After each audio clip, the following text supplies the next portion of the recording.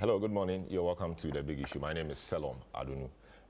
This morning, a number of issues, have come up, and we will discuss this. Indeed, this is a show that looks at the major issues that happened during the week, and we provide you with incisive analysis and riveting conversation.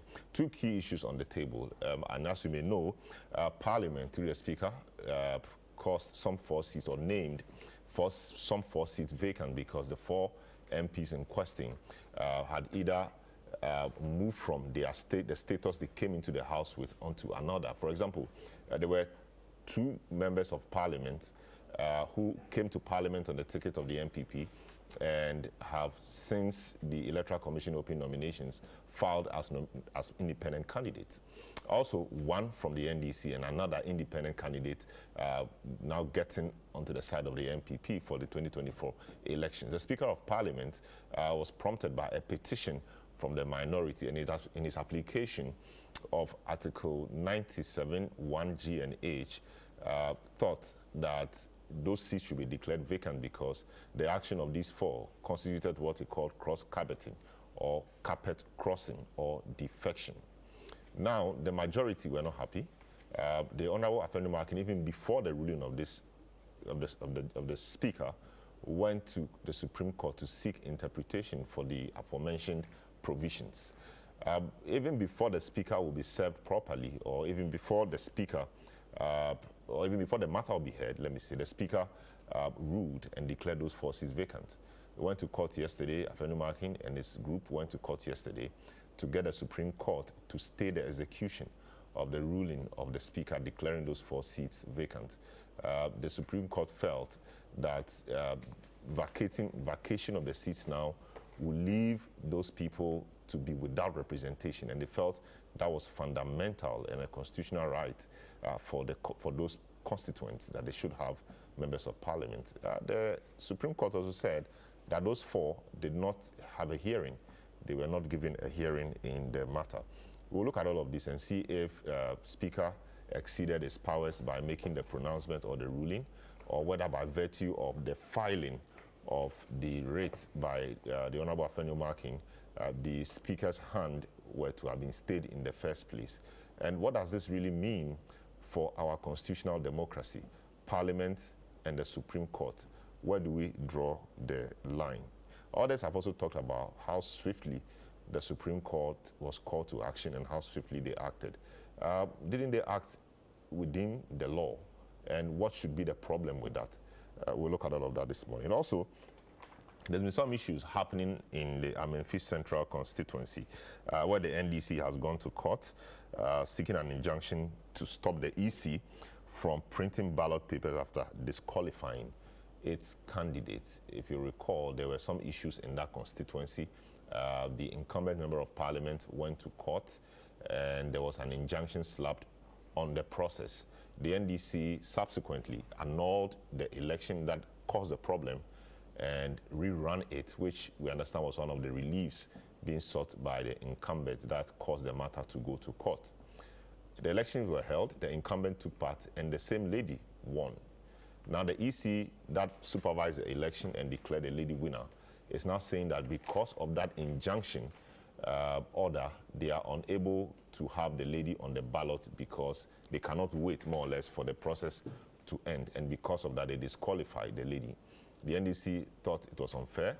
They have gone to court seeking an injunction to order to restrain or stop the EC from printing the ballot papers because they want their candidates on the paper. These are the 2 matters we'll be looking at this morning. I'll take a short break, and as always, of course, the show is live and interactive. I'll take a short break. I will return, provide you some updates, introduce my guests, and then we'll get a discussion underway. Once again, this is The Big Issue. You're welcome. You're welcome back. This is The Big Issue. The show is live and interactive. You can join us by sending us a WhatsApp message on 020-444-7033, 020-444-7033, or 0549-986-996, and that has been displayed on your screen if you are watching us on television. You can join us also on our socials, and we'll be happy to read out your comments to the rest of the world. 2 key issues we are looking at: the majority caucus versus the Speaker of Parliament. The Supreme Court wades in to stay execution of the ruling of the Speaker, which sought to declare some 4 seats vacant. What will be the implications of this? The Supreme Court now versus Parliament, or Majority Caucus versus Parliament. Tuesday, Parliament reconvenes. What will happen on Tuesday? Will the 4 members of Parliament come to the House, or the Speaker will, for whatever reason, stand by his ruling? Interesting times ahead. Also, the Memphis Central constituency, the NDC has gone to court to seek injunction, trying to halt or seeking an injunction order to halt the EC from printing ballot papers after disqualification of its candidates. We'll look at all of this morning. Now, just to provide you some update, the aftermath of the reconvening of Parliament has been marked with drama. This is because the Speaker of Parliament, Alban Gbagben, declared 4 seats vacant. Dagona West, Memphis Central, and Suhum seats were vacated because the members of Parliament decided to run as independent candidates in the 2024 polls, which goes against the Constitution, standing orders, and precedents. On the other hand, the Formina seat was vacated after Andrew Esiama Mwaku, an independent candidate, chose to run on the ticket of the MPP instead. ChannelOne News' Ni Aikwe Okain has more in the following report. To the Speaker, Alban Gbagben, by the minority group on Tuesday in demand for the declaration of 4 seats vacant due to a decision by 3 MPs, i.e. the Agona West, Memphis Central, and the Suhum MPs, to contest as independent candidates in the December general elections, as well as the Formina MP's decision to contest on the ticket of the New Patriotic Party in the upcoming polls. The Speaker, Alban Gbagben, on Thursday delivered a ruling by declaring the seats vacant in accordance with the standing orders, the Constitution, and on the premise of precedence. I proceed to inform the House that by the notification of the polls, the following members of Parliament have by their actions vacated their seats in Parliament. The members are Honorable Peter Yao Kwashi Aka, NDC MP for Memphis Central in the Western Region, now referred to as an independent parliamentary candidate for the same constituency. 2, Honorable Andrew Amwako Asiama, independent member for Formina constituency in Ashanti Region, now referred to as MPP parliamentary candidate for the constituency. 3, Honorable Kojo Asante, MPP MP for Suhum in the Eastern Region, now referred to as independent candidate for the same constituency. And finally, Honorable Cynthia Mamile Morrison, MPP MP for Agona West constituency in the Central Region, now referred to as independent candidate for the same constituency. These MPs cannot be allowed by law and my good self to continue to pretend to be representing people that they don't believe in and they don't have any loyalty for in this House any longer. The Majority Leader, Alexander Apenya-Marken, had filed a writ at the Supreme Court seeking an injunction against the petition. Now, he staged a walkout after the ruling by the Speaker, together with members of the majority group. And he says that until the determination of the case by the Supreme Court, the majority group is boycotting Parliament. We believe in the law. We, as the majority caucus, immediately are boycotting Parliament until this matter is determined by the Supreme Court. The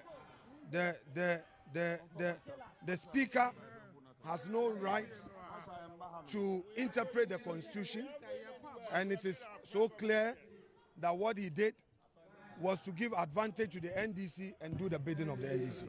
The minority group says that it will take steps as soon as possible to ensure that it takes over the helm of affairs as the majority group beginning next week, Tuesday. We are here to do the business of the people of Ghana. We are here to begin the process to reset our country. Our country has gone through very difficult times. In fact, oftentimes, the people of Ghana have blamed Parliament for not standing up for the people of Ghana. But obviously, you can't blame the NDC minority because we were not having the working majority. Today, we have the working majority, and we'll begin the process to reset our country. We want to use this opportunity to assure the people of Ghana that the NDC majority will stand for the people of Ghana any day, any time. We will begin the process to move to the majority side and elect a new second deputy speaker on Tuesday.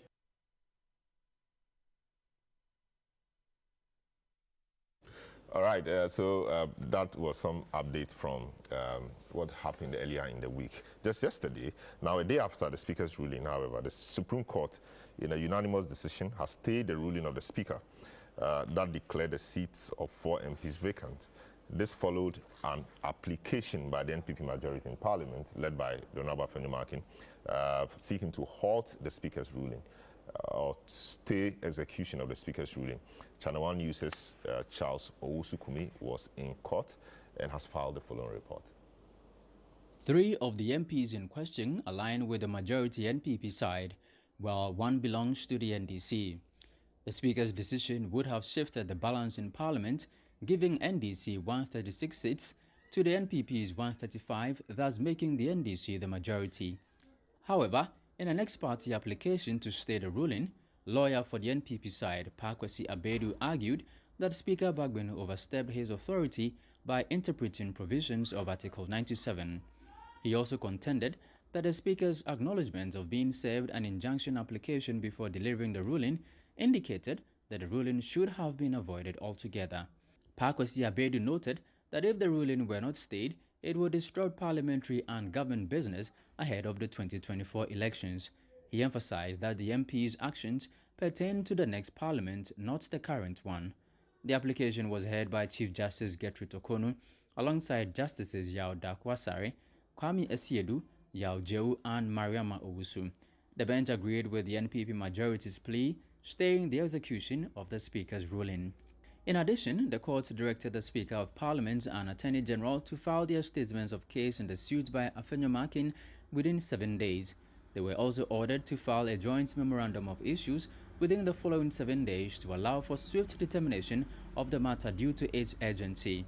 After court proceedings, Majority Leader Alexander Afenyomarkin addressed the media, announcing that the Majority Caucus, which had earlier indicated a boycott of Parliament, would now return to attend to parliamentary business following the Supreme Court ruling. This is MPP.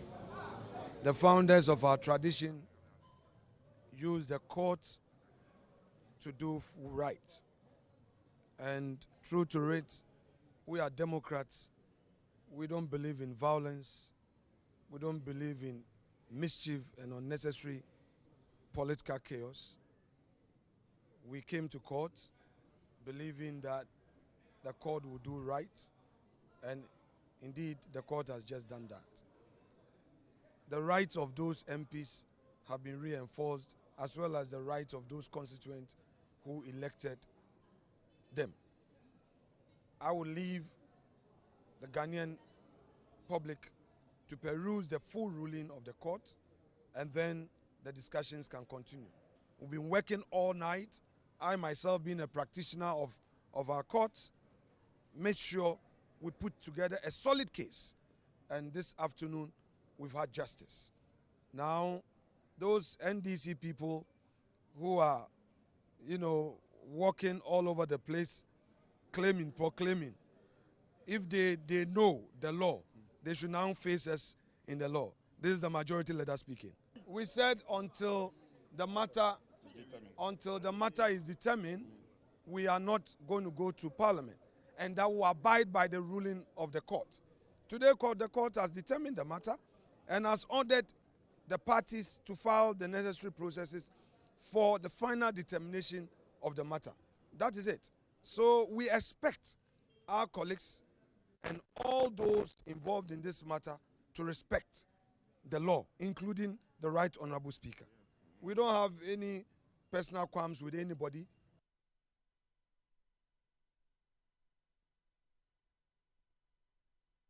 So you saw a sober and elated Afenyomakin, very different from the Afenyomakin the day before, speaking after the Supreme Court stayed the execution of the Speaker's ruling, which means that the status quo pre the ruling remains the same. Majority is the majority we've known, and the minority is the minority we've known, and the numbers and everything remains the same. To help us do the discussion this morning, we have the Honorable Roxy Nelson Dapiamepo, Member of Parliament for South Dai, and he is also a private legal practitioner. Vincent Eko Asefua, Member of Parliament for Old Tafo, also a private legal practitioner. And Bobby Banson is a private legal practitioner. Dr. Osei Kwapon, political science lecturer and researcher. And then Franklin Kujo, president of Imani Africa. Gentlemen, good morning. Welcome to the program. Thank you very much. Yes, I start off with you, Roxanne. You were in Parliament. What really happened? I mean, what we heard a few days to Parliament reconvening was Haruna Idrisu announcing somewhere in Tamale or so that on Tuesday, which was the day Parliament was going to reconvene, they were going to seek to reconfigure the numbers in the House and the standing or sitting in the House because they were going to seek to get some 4 seats declared vacant for the matters we know now. What really happened and what has brought us here? Okay, thank you very much. Good morning to my brother, Bobby. It's been some time.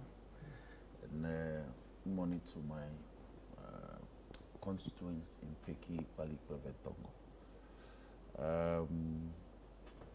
In fact, I have been raising this matter.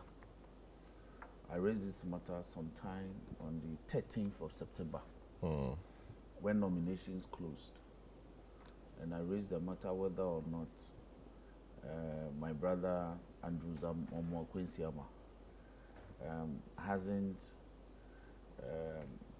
sprung to life the circumstances that led to his expulsion from Parliament on Saturday, November 7, 2020, the day Speaker Makukwe had opportunity to pronounce on its actions and therefore having vacated his seats as a result, and therefore need not to step into the chamber again.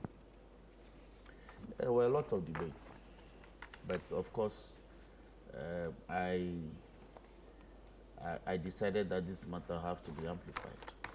So fortuitously, my mentor and senior in Parliament, the former minority leader, amplified the matter on a campaign platform when he was launching the campaign for my brother, Honorable Suhini of Tamale North.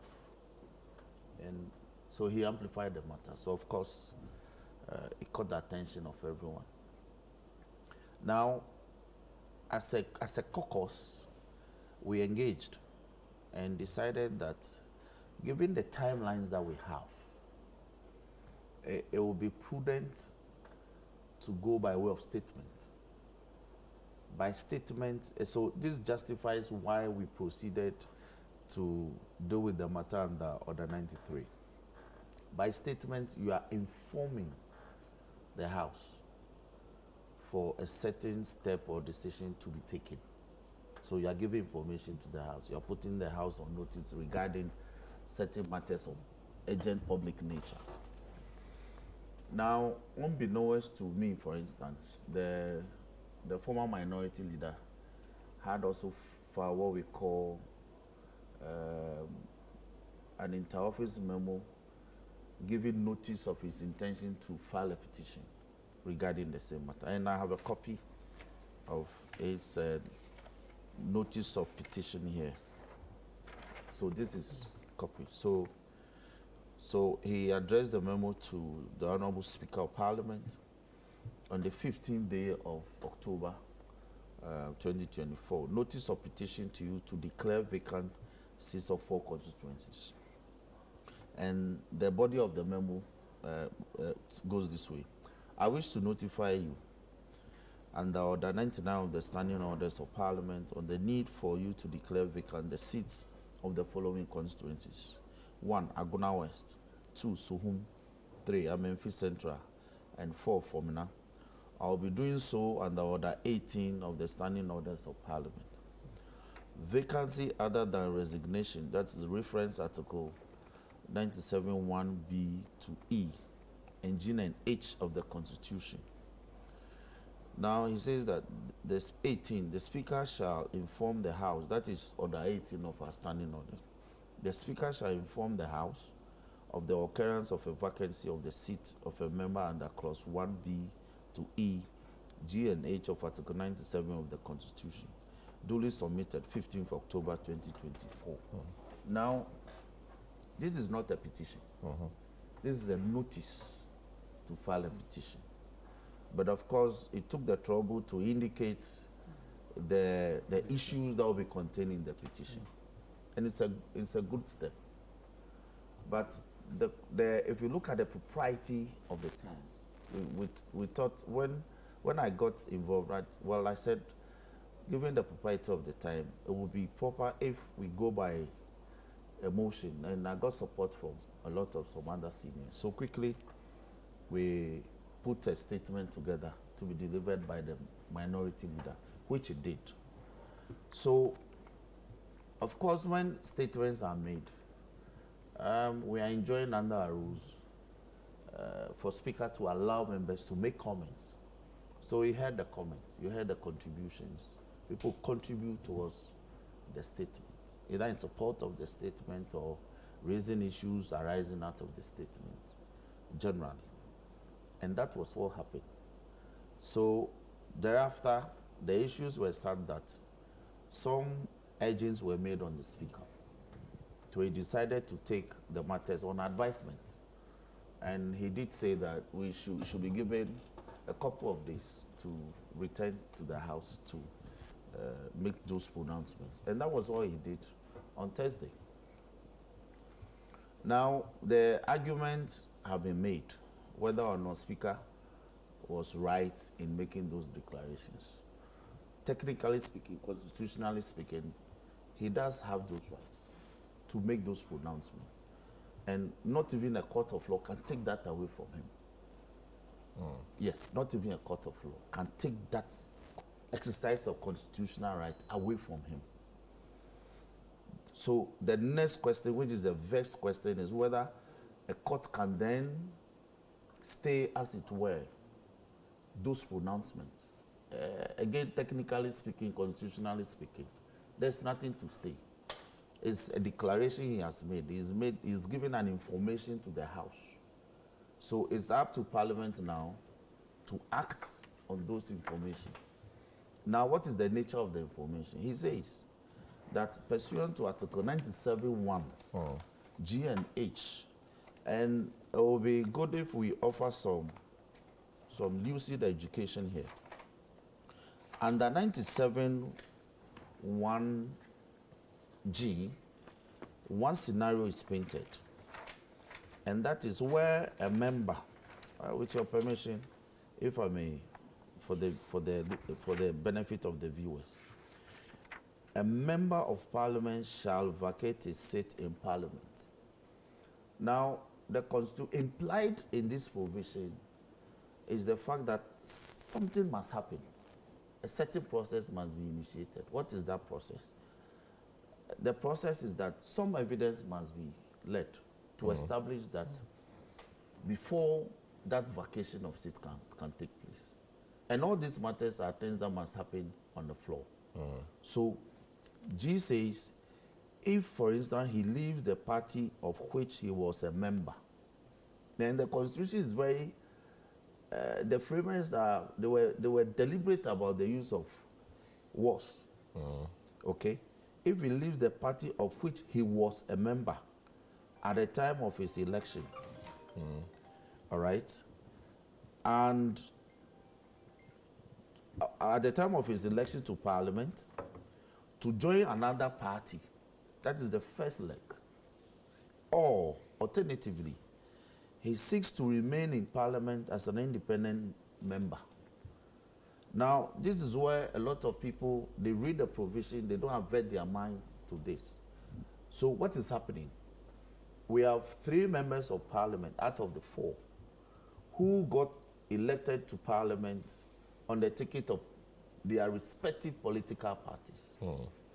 Now, in the course of serving their time in the life of this parliament, they have taken certain concrete political steps which decouples them from their political parties. What am I saying? There's a political contest coming up. Your political party is participating, is fielding candidates. In fact, they gave you the opportunity to participate in the internal process to selecting or nominating persons. You lost out. Then you decamped. Then you decided to now participate in this national political electoral process independently. Now, pursuant to the regulations that govern our public elections, regulations, the CI, that's Constitutional Instrument 127, when you read regulations 14 and 15, there's something very instructive that has to happen there. Regulation 41 of CI 127 states that after the close of nominations, the Electoral Commission must assign symbols and colors to those who have been duly nominated or eligible to participate in the elections. Now, 14.1b says, in assigning the colors, the Electoral Commission will assign the political colors and symbols of a party to candidates they are sponsoring. So if you are not a member of a political party that they are not sponsoring, Electoral Commission cannot, under the law, assign you the symbol of a political party or their colors. Okay.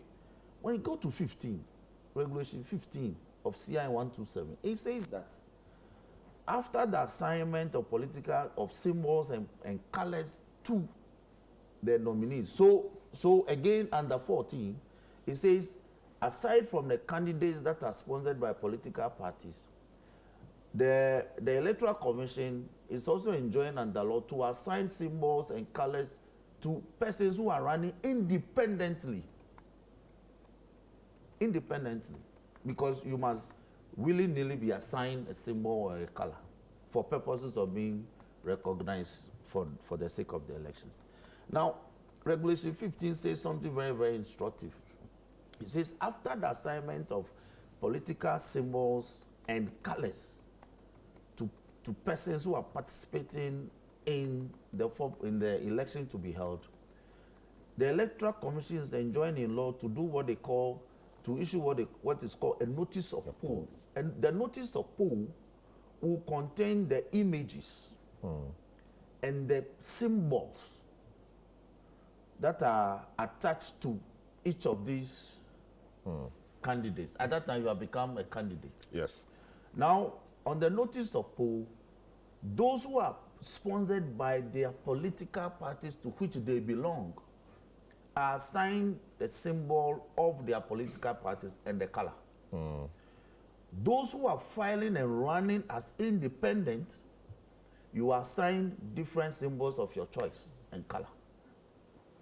Now, how can anybody say that me as a member of parliament on the ticket for the South Dine, on the ticket of the NDC, there's a political event that my political party is participating in. I go to participate in that event as an independent person, and yet I am still expected or I decide to still remain in parliament on the ticket of the NDC. When in the same contest that I am also participating, the NDC has a candidate bearing symbol and color, whilst I am standing as an independent candidate with a different symbol and color. And yet I seek to remain in parliament on the ticket of the NDC. The Constitution says you can't do that. And so that the Speaker, enforced the Constitution. Yes, so with this evidence, Speaker declared that by this conduct, Article 97(1) has been brought to life. And therefore, their conduct suggests clearly that they have vacated their seats. Very well. So hold it there. Let me now. So this is what the speaker did. Yes. He did so because he was triggered more or less by the NDC minority to do so. Now, so yesterday, the MPP also triggered the Supreme Court to do something. The Honorable Vacant is MP for Old Tafo. Honorable, welcome to the program. It's been a while, but that's fine. We'll speak after this. So what did you seek to do yesterday at the Supreme Court? Oh, I understand we don't have Vincent. We're working the lines. We'll get him. All right. So let me come to. Of course, let me also say that the Dr. Osei Kwapon is also on. But let me come back in studio and then get Bobby Banston to help us appreciate what the Supreme Court tried to do yesterday. So yesterday, Afenyo Markin and his colleagues went to the Supreme Court, and the verdict we heard later on was that the Supreme Court, had stayed the ruling of the Speaker. In your understanding of the Supreme Court and in your private practice, what did the MPP seek to do in court yesterday, and what was the court's response? What was the effect of the court's response? Good morning, Solomon. Good morning to your viewers and listeners, and to those online. So, Senior, he's left the practice for us to follow smoothly. No, I see you in court once in a while. Yes, he used to lead us. I think it's interesting development. I've still not seen the writ that was filed by Mr. Markin, because the interlocutory application, if I may call it that way, is premised on the writ. It couldn't have been in a vacuum. Sure. We can only assume that one of the reliefs that they were seeking was an interpretation of the Article 97, 1G and 1H, which for them, they think that the Supreme Court ought to interpret it before the Speaker would make pronouncement of it. It seems that is their disposition. And I don't know if an injunction application was filed together to restrain the Speaker from making pronouncement pending the final determination of the case that had been filed in the Supreme Court. All we read yesterday was that there was an ex parte application for stay of execution. I don't know when it was filed. I don't know why it was done ex parte. And I don't know why it was even titled stay of execution. But you could see that at the end of the day, what the MPP sought to do with the process is either to restrain the Speaker from making those pronouncements, which now was moot because the pronouncement had been made. And in the alternative, restrain Parliament from enforcing or executing what had been said by the Speaker and the consequences of it. So that, for instance, if by the Speaker declaring those seats vacant, does it mean that on Tuesday when Parliament reconvenes, these 4 persons who've been affected, should they be allowed into the chamber, or they should not be allowed into the chamber? And so I believe that the purpose of the application sought or filed by the majority, can I still call him majority leader or minority leader? Fighting. Because he was upset here when he was describing the opposition. So let me just say that the applicant, Senior Afenyo Markin, yes, the process that he sought to file was to prevent or suspend the execution of the consequences, let me put it that way, of the consequences of the declaration by the Speaker. Now, whether or not it was a process that was alien to our practice, or you are not going to that yet. Go ahead. Yes, or it was not. I think it leaves a lot of interesting dynamics to these things. If I take it back, my view is that if you read the 97, 1G, and then the H, it could possibly lead to more than one interpretation, possibly. I know that there's a precedent by the former parliament, Michael Quay, where he interpreted it in a certain way. But we know as lawyers that the fact that it's been done once doesn't necessarily mean that nobody can question it when it is done again. And so you cannot take away the fact that they seeking, and again without prejudice to seeing the actual rates that had been filed, they seeking those invoking the Supreme Court's jurisdiction despite the previous pronouncement by Honorable Michael Quay, is nothing that is strange. Now, for me, reading it over and over and over again, the question that I asked myself is the use of the word leave. And if you go back to the 1979 Constitution, there were very similar provisions. So you could see that at all points in time, once we have this parliamentary dispensation, the intention is that, like Senior was explaining, once you hold yourself out, and I heard the Speaker give those justifications, that the people voted you because you said you were representing X party. You cannot later acquire the trust of those people and then come and say that, no, I have changed my mind. That should be perhaps the usual or the normal interpretation. But if you look at it, somebody may ask, and I have asked those questions as well. Now, the use of the word leave, who communicates that the person has left the party? What determines whether the person has left the party? Because the Constitution says that everybody is entitled to join a political party of his choice. And there's always freedom of association. So is it possible we could have an instance where the party's constitution does not say, and this is, I don't have access to the MPP or the NDC or the major political party's constitution, but is it possible that the party's constitution does not say that the fact that a member of the party has decided to go independent automatically means the person has left the party? Is it the constitution is it the rules of parliament that determines when somebody has left a party, or it should be left to the party's constitution? So that if the party now communicates through its, will it be the whip or the majority leader, that so and so and so has been expelled from our party because he has decided to go independent, is it at that point in time that is said that the person has left the party? That could be one interpretation. Another interpretation, that, and this applies whether you go independent or, you know, as it were. If you cross carpet, then it's quite easy, because I think literally you move from one side of the parliamentary divide to the other side. And so you are informing the House that you want to be associated with this side. So you entered parliament because you are associated with left side. Now you are saying that you are crossing carpet and you want to be associated with the right side. And so the people on whose authority you are in parliament, on the right side, you are now saying you want to be on the left side. That could also mean that then you are automatically deemed to have left your party and joined the other side. But if it's independent and you have not communicated that intention, or your party has not communicated that intention, again, I think that it should be left to the party's constitution, that your party constitution may not automatically say that the moment you have gone independent, you have left the political party, or you have not crossed carpet, as it were, and so you still choose to be independent, but sit on this side.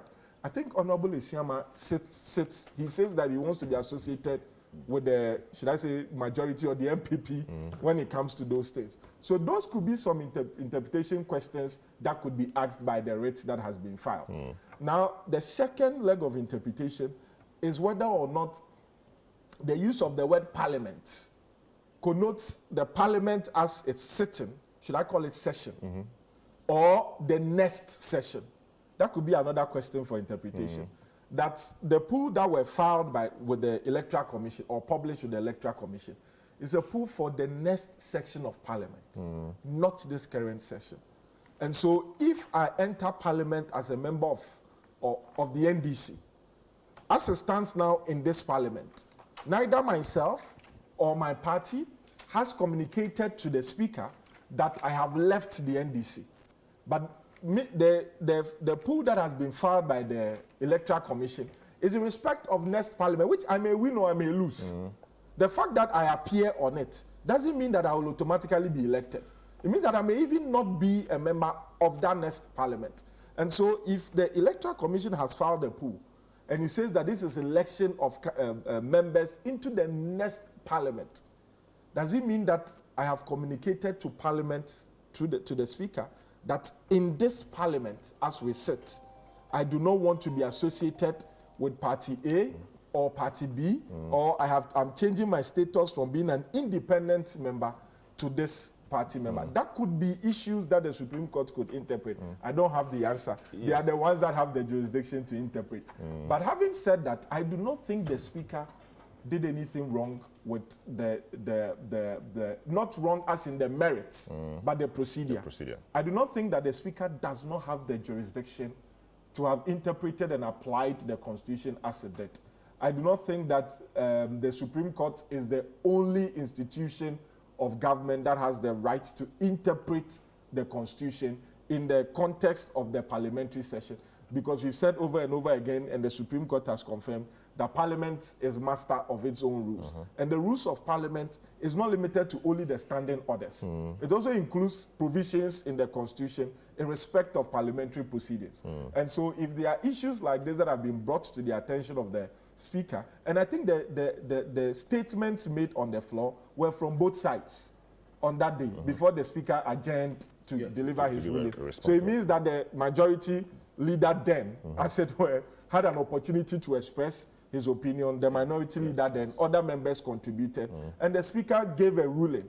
And in his ruling, he had to interpret the law that was applicable at that time. So I don't think that he went beyond his jurisdiction or entered into the forum of the Supreme Court's jurisdiction. I think he indeed said that he was not interpreting the Constitution. That was a province of the Supreme Court, and that he was more or less applying the provisions of the Constitution as he saw it or as he understood it. He was enforcing it. But so you must read it, and then understand it, and even provide some interpretation to before you can enforce. So even though he may not have said that, we all know that to arrive at the enforcement, you must go through the interpretation process. Yes, very well. As it were.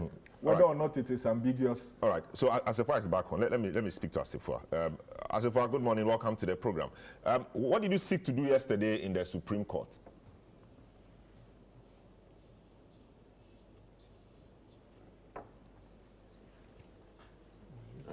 Well, I don't know whether to say my former friend, because nowadays he's been anyway. And to my lecturer, Honorable Bobby Banson, and all the panelists on the platform.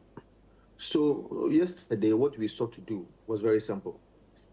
In the estimation of the majority caucus in Parliament, we felt that there has been a ruling on the floor of the House, a ruling which we felt that on the balance of the application of the law, that was not how it was supposed to have been done, especially when there was an application of interlocutory injunction that is pending before the court. And so we felt that that ruling, if we do not ensure that there is stay of its execution, could deny certain section of the Ghanaian people their representation in Parliament.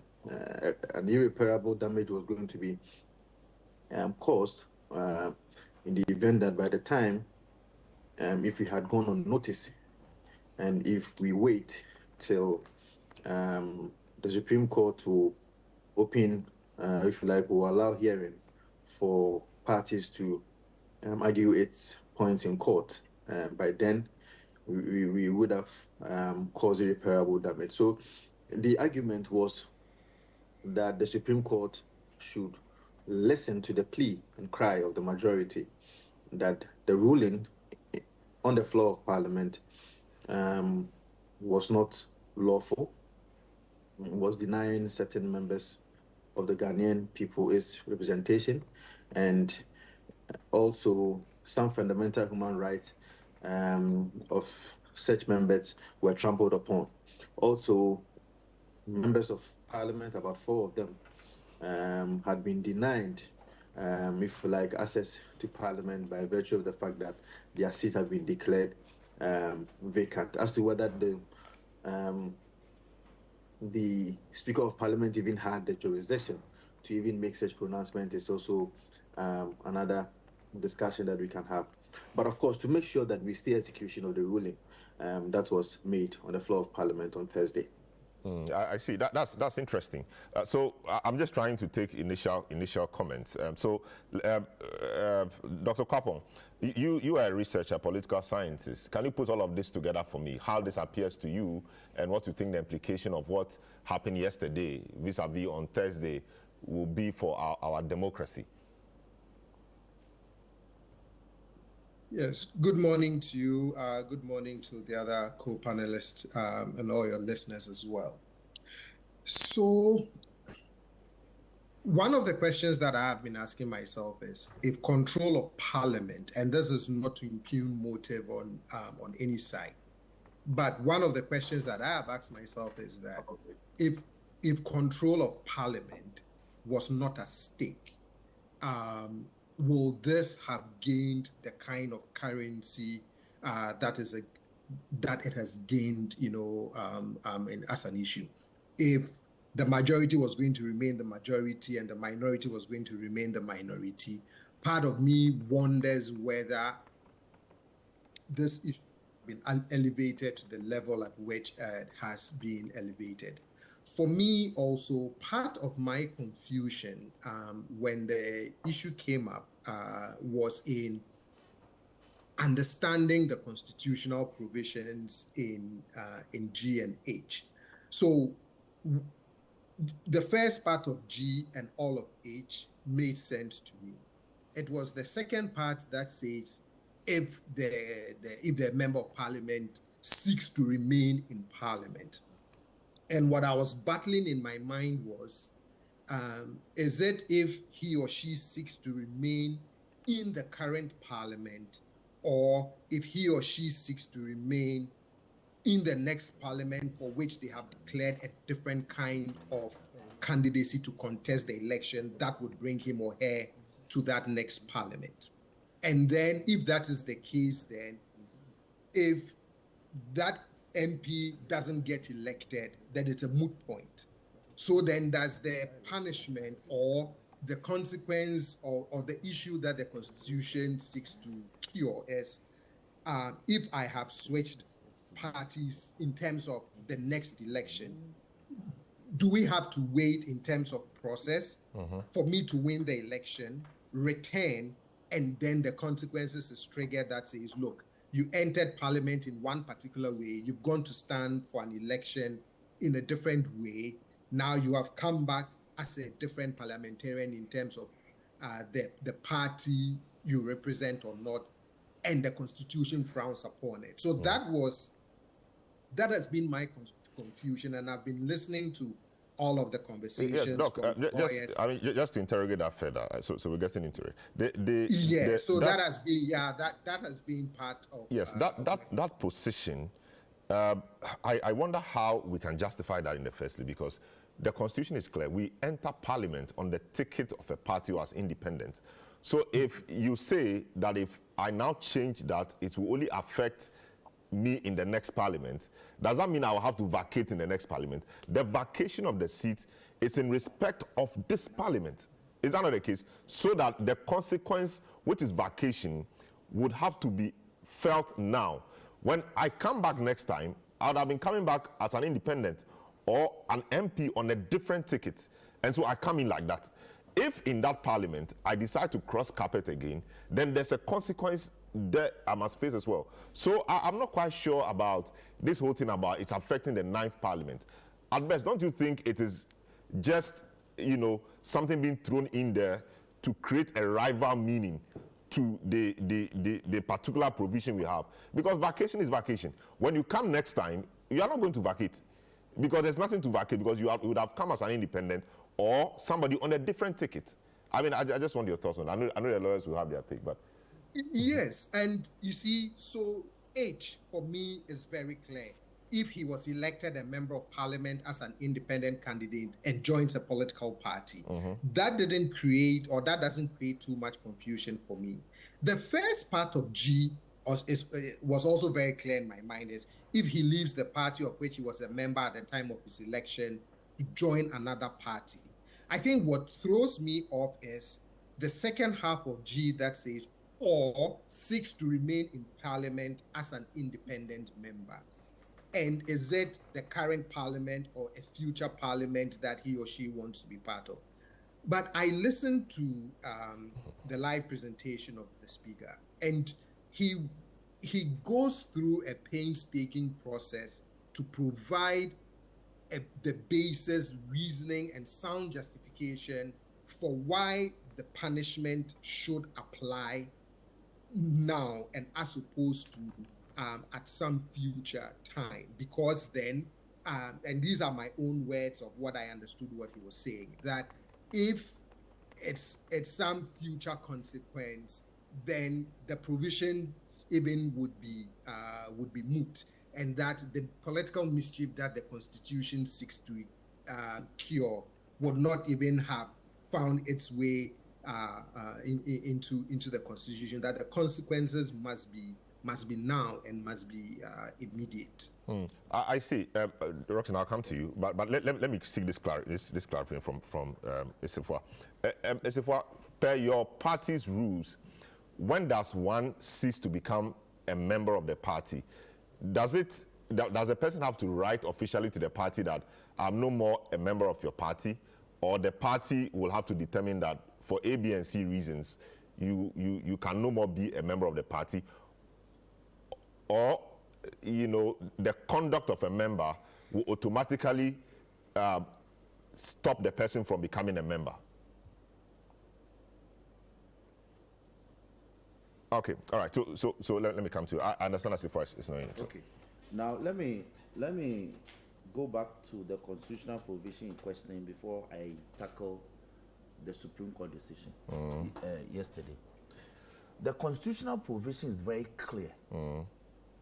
In 97 1G, it says if he leaves the party of which he was a member. So the Constitution is saying that when you take those steps, you are no longer a member of that party. So uses past tense. At the time of his election to Parliament, to join. Now, the issue is dancing around what constitutes to join. When you file to contest a public election as an independent candidate, you do what we call statutory declaration. You swear. These are not things you do whimsically. You swear that you are not a member of any party? Yes. You swear, you state categorically that you are contesting, there are statements that you make in that statutory declaration. So where you are going as an independent person, or you are a member of a party and you are filing as an independent person, and you go and make this statutory declaration and you file it as part of the nomination, you are no longer a member of a party. You are not. You can't, there's no way you can, because these are matters of public record. The political party that is sponsoring you will issue with a letter to the Electoral Commission. So these are not things. So when people say, what does it mean to say you join?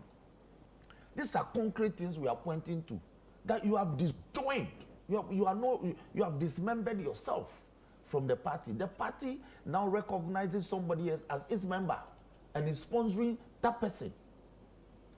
Again, I speak of what the law requires of the Electoral Commission in giving recognition to a person who is a member of a political party and therefore being sponsored, vis-a-vis a person who is running, who has submitted himself as an independent candidate and is being recognized.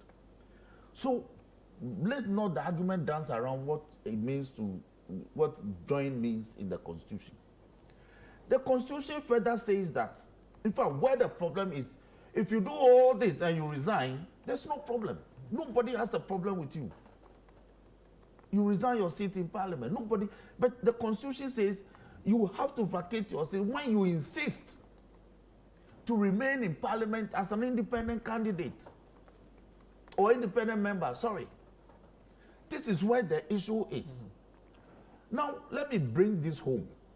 Imagine the Honorable Apenyo Markin, who is the majority leader of government business, decides today to go through the process that his colleagues have gone through and files to contest the Futu seat as an independent member And after all that, swearing to statutory declarations and all that, comes to stand in parliament as the leader of the NPP and majority in caucus.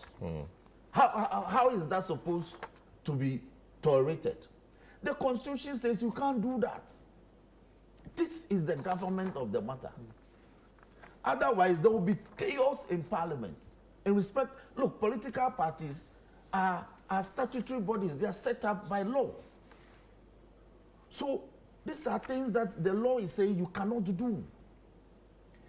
In the converse, if you're also an independent member, you submitted yourself to your people. That me, I am independently minded. I won't come under any political party's whip system. And they saw the wisdom in that and they vote for you. Then you enter parliament and decide to join a political party by actually being nominated by the party, being sponsored by it, carrying their symbol. You cannot seek to remain in parliament as an independent member of parliament. This is what the constitution is saying. And let me tell you why. The Honorable Esiama, under the law and the constitution, he was permitted to caucus, to associate with the NPP. The constitution permits that. It was Honorable Esiama's decision to caucus, to associate with a formal letter to Speaker. That tilted the balance of power in Parliament. It was based on his letter that Speaker pronounced the NPP the majority caucus as we speak. So, because you came to Parliament as an independent, you decided to caucus, which the Constitution permits you. That even when you are elected as an independent, when you come to Parliament, you must join a group, you must caucus. So that was permissible under law, and nobody took issues. He tilted the balance of power with all the benefits that came with it. That was how come, because he came to Parliament as an independent member of Parliament, when we were seeking to elect a second deputy speaker, which must not be elected from the party that has formed government by practice, by constitution. Okay. The lot fell on him, and he got elected. All right? Because NDC didn't submit a candidate, so he got the opportunity. So you are sitting in Parliament as the second deputy. You are part of the speakership because of your independent MPship of Parliament. Then in the same Parliament, you are now gallivanting around your constituency under the umbrella of the NPP, with the symbol of the NPP. The umbrella with the symbol of the NPP. Oh, yes. Intentionally, I chose my words intentionally. And you want to remain in Parliament as the second deputy speaker, first of all, and also as an independent member of Parliament. The Constitution says you cannot do that. When you do that, you go home, you resign. In fact, but for the fact that this is happening in October, and I want to make this point forcefully, and you will appreciate it why. But for the fact that this is happening in October, if this were happening in July, the NPP wouldn't have litigated this matter. They would have quickly called on the Electoral Commission to conduct by-elections. Because in October, it's almost 3 months to elections. Constitution says when it is less than 3 months to the general elections, the EC cannot conduct a by-election. All this is because of this principle. If this were happening in July, they would have called on the EC to conduct by-elections. In fact, I have it on authority that as soon as Mamle Morrison and Kwejo Samoa decided to go independent, they were taken off the NPP platform. Yes, I have the evidence. They were taken off the platform. In Parliament? Yes, the WhatsApp group. Yeah, the WhatsApp group. They took them off. Because they ceased to be. They are no longer their members. That is what the party itself did. And I'm saying this because in the case, this is not the second time. NPP, apart from Andrew Esiama, when they came to ask Speaker to declare a seat vacant, asked Esiama whether his ex-gratia, when they were calculating it, they added the last 2 months. Did he add that? In November and December. Ask whether he was added. Of course, he was not working. So. Thank you. Why didn't he challenge it? Because he had been taken away from Parliament. So he never stepped in Parliament. In the case of Adwa Safo, when NPP came to Parliament, again with this request under 97, have you forgotten? Under 97, 1C. 1C. So a member of Parliament shall vacate his seat in Parliament if he is absent without the permission in writing of the Speaker, and he is unable to offer a reasonable explanation to the Parliamentary Committee on Privileges from 15 sittings of a meeting of Parliament during any period that Parliament has been summoned to meet and continues to meet. So the NPP came again to Parliament asking Speaker to initiate processes to have Adwa Safo's seat, Domi Kwabena, declared vacant. So because that time, there was enough time for them to call for a by-election and have Adwa Safo replaced. Now, their argument was that after the determination of the matter by the Privileges Committee, the Privileges Committee had the power. Listen, yesterday, MPP was telling us in Parliament that even the Committee of Parliament had power to declare Adwa Safo's seat vacant without Speaker's involvement. Yesterday, they were urging this on the Speaker, on all of us, under 97.1.3.1c. They said that with this provision, it is the Privileges Committee that had the final power, and that once they make a determination, they will so declare the seat vacant. Today, they anyway. So you see, but Speaker told them that no, the committee must offer Adwa Safo the opportunity to be heard. The committee said they've endeavored to reach her, they couldn't reach her. And Speaker said, okay, until you reach her and we hear her side, we cannot proceed to declare the seat vacant. What did the Speaker do wrong 3 days ago? Or yes, a day before yesterday? The persons who were involved in this matter are sitting members of Parliament. Parliament has been summoned back to work. In any case, if the matters were raised on Tuesday about you as such a concerned member of Parliament, matters that goes to the core of your the core of your presence in the House.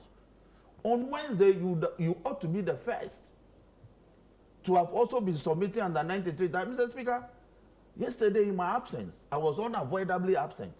But in my absence, the minority leader raised a very germane matter that I have done ABCD, and therefore he was urging you to declare my seat vacant. Mr. Speaker, I believe that I ought to be heard in this matter. So these members had the opportunity to be heard.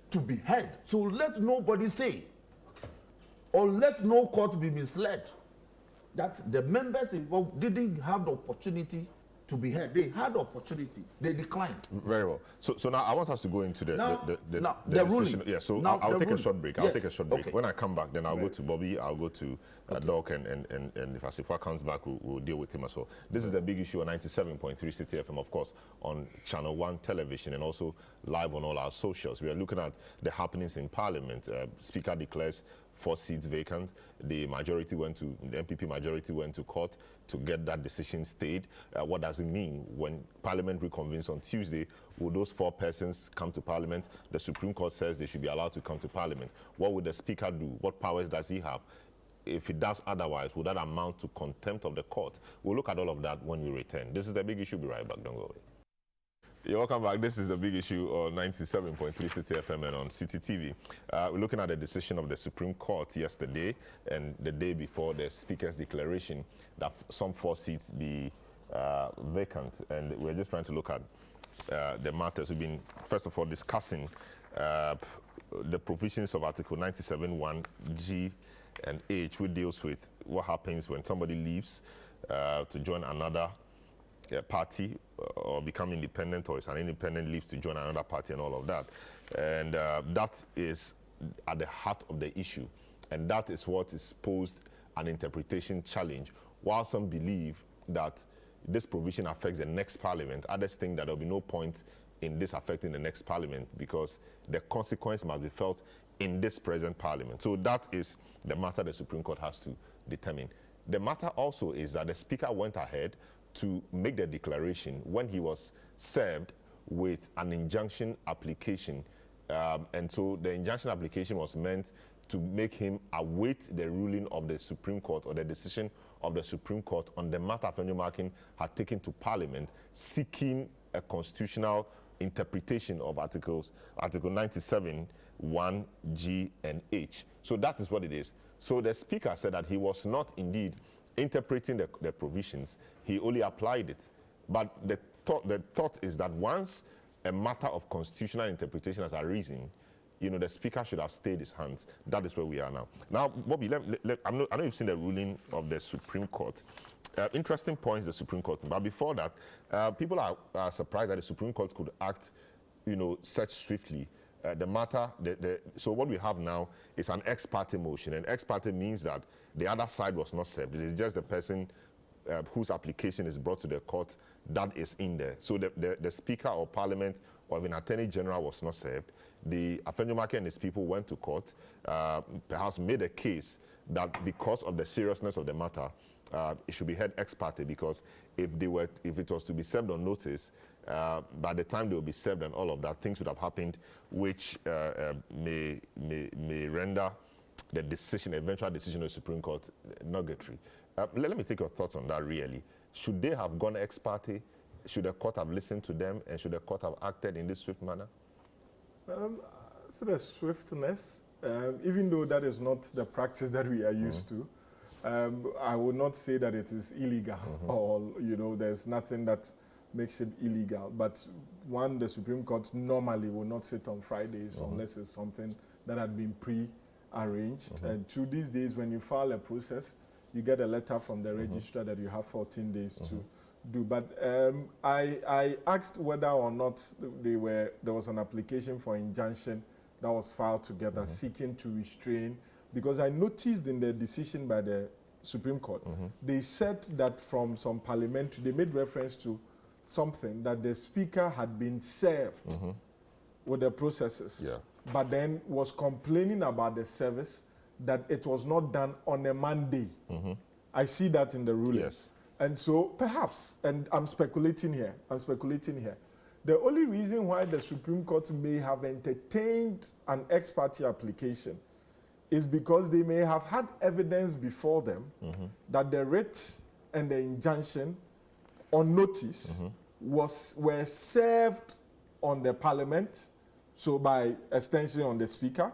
I don't know whether it was served on the Speaker personally. The legal office. The legal office, yes. Of the Speaker. But then the office may have either returned the service or challenged the service. Because if you read the ruling, there's that intimation there that they have evidence that they've been served, but they complain about the service.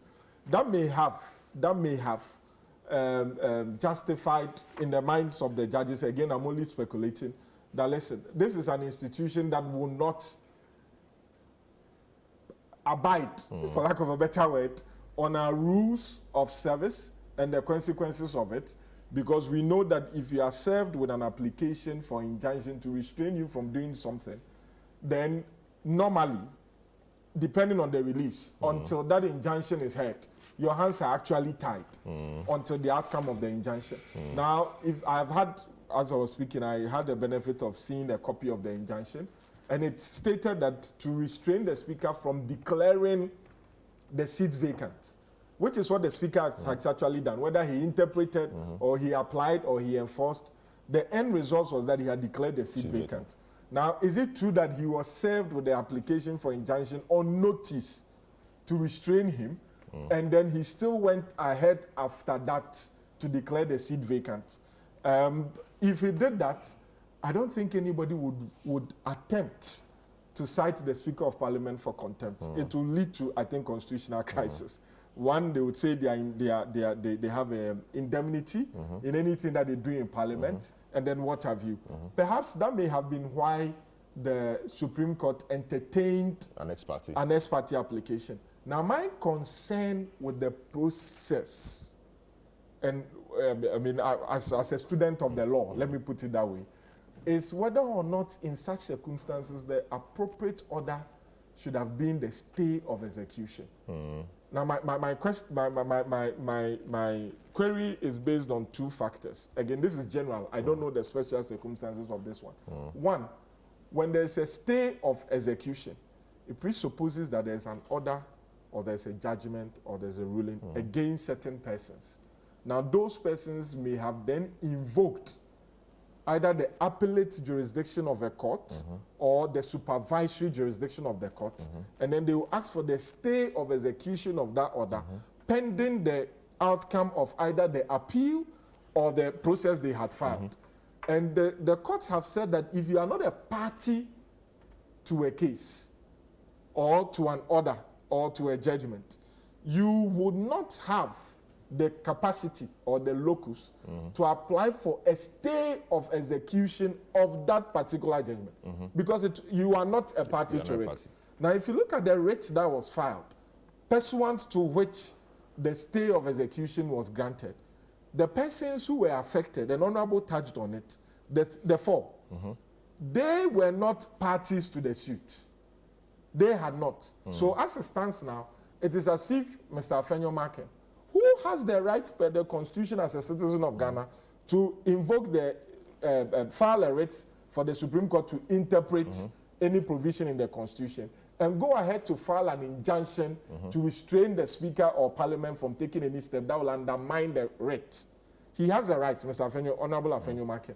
But when it comes to staying execution, I'm of the learning that it would require the person who is directly affected by it. But that person who is affected by it is not a party to the suit. That is what I'm saying. But nothing stopped those persons. So the effect may have been the same. So they could have filed for maybe ex parte application for interim injunction. Now I'm saying this because we know that interim injunctions obtained ex parte is normally for 10 days. For 10 days, yeah.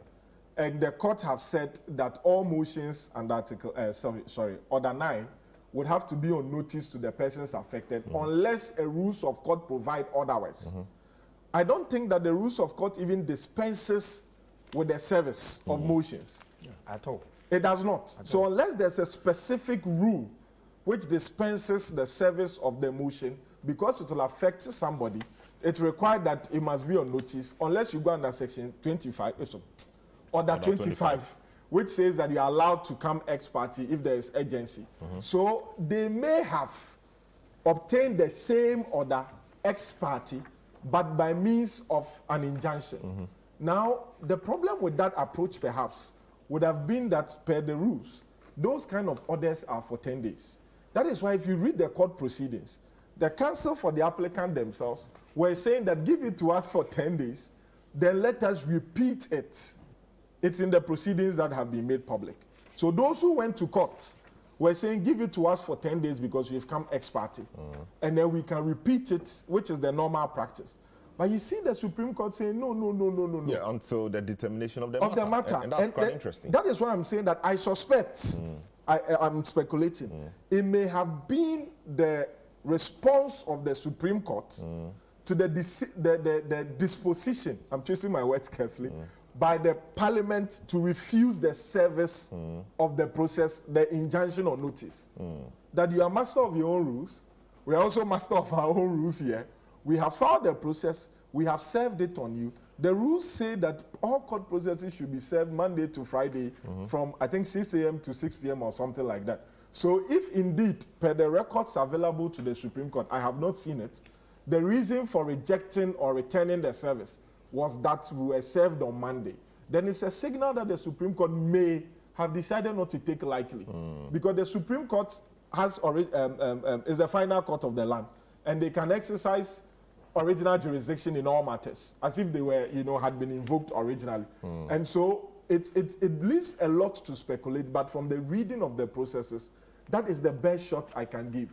That in allowing this stay of execution to stand ex parte, and not giving it 10 days, but actually saying until final determination of the matter, the rate. The Supreme Court may also be sending a signal to Parliament that you cannot sit in Parliament, with all due respect, I'm using my words carefully, and then determine when we can serve you processes that have emanated from our registry. That if we gave you an opportunity to respond to the injunction or notice, and you say that no, I will not accept service because it was done on Monday, then we would allow them to come ex parte. I see. I'm going to testify, but of course we understand there is some, do I call it gentleman's understanding or agreement between the judiciary and Parliament for the purposes of, you know, this thing about, is it 117 or so, when a member of Parliament is going to Parliament, you can't serve him. The Chief Justice's practice 118, directions. yes. The practice direction issued by the Chief Justice recently, when she launched the LEAD program. There was a specific provision on service on parliamentarians. And that wasn't Monday. No. It wasn't. There was no limit. There was no limit. And there was the need because in sometimes, and I've experienced it before, there are issues with the parliamentary I don't know what they call the legal office accepting processes. So, for example, there have been reports of if, for example, I sue Honorable in his personal capacity, and you take a process to Parliament. Normally, there would have to be you can't, I don't know, Honorable look for him and give it to him. You would have to give it to the clerk of Parliament, and then he would sign on his behalf and ensure that it is brought to his attention. But there have been Speaker. No, but is it a constitutional provision? That has been the issue. You see, is the law. Article 117. Civil or criminal process. Civil or criminal process coming from any court or place out of Parliament shall not be served on or executed in relation to a speaker or a member or the clerk to Parliament while he is on his way to, attending at, or returning from any proceedings of Parliament. This is the provision that has lent itself to several judicial interpretation. As a result of which the CJ recently issued a practice direction directed at registrars and bailiffs for a procedure for them to follow. And in this case, do we know whether that procedure was followed or not? And the procedure doesn't say that you give it to the speaker. I'm trying to pull it out. Okay, so once you pull it, let me hold your fire. Okay. Let me engage the Sifra. He's been on and off. Let me engage him. Honorable Sifra, welcome back to the program. So the lawyer for the majority leader went to court to say that irreparable damage would have been caused if the court did not state execution, etc., and that government business would have been disrupted, etc. If you continue to go to Parliament, the other side comes to Parliament. How was Parliament's business or government business going to be disrupted? That is without the fact that your side does not boycott Parliament like the Honorable Afenji Marko announced on the day. Well, so before I come to that question, I think that the conversation that is being had by my senior colleagues in the studio is interesting, and I want to contribute on that. My perspective is that when it comes to issues of service, and of course, service is being regulated by Order 7 of the CI 47.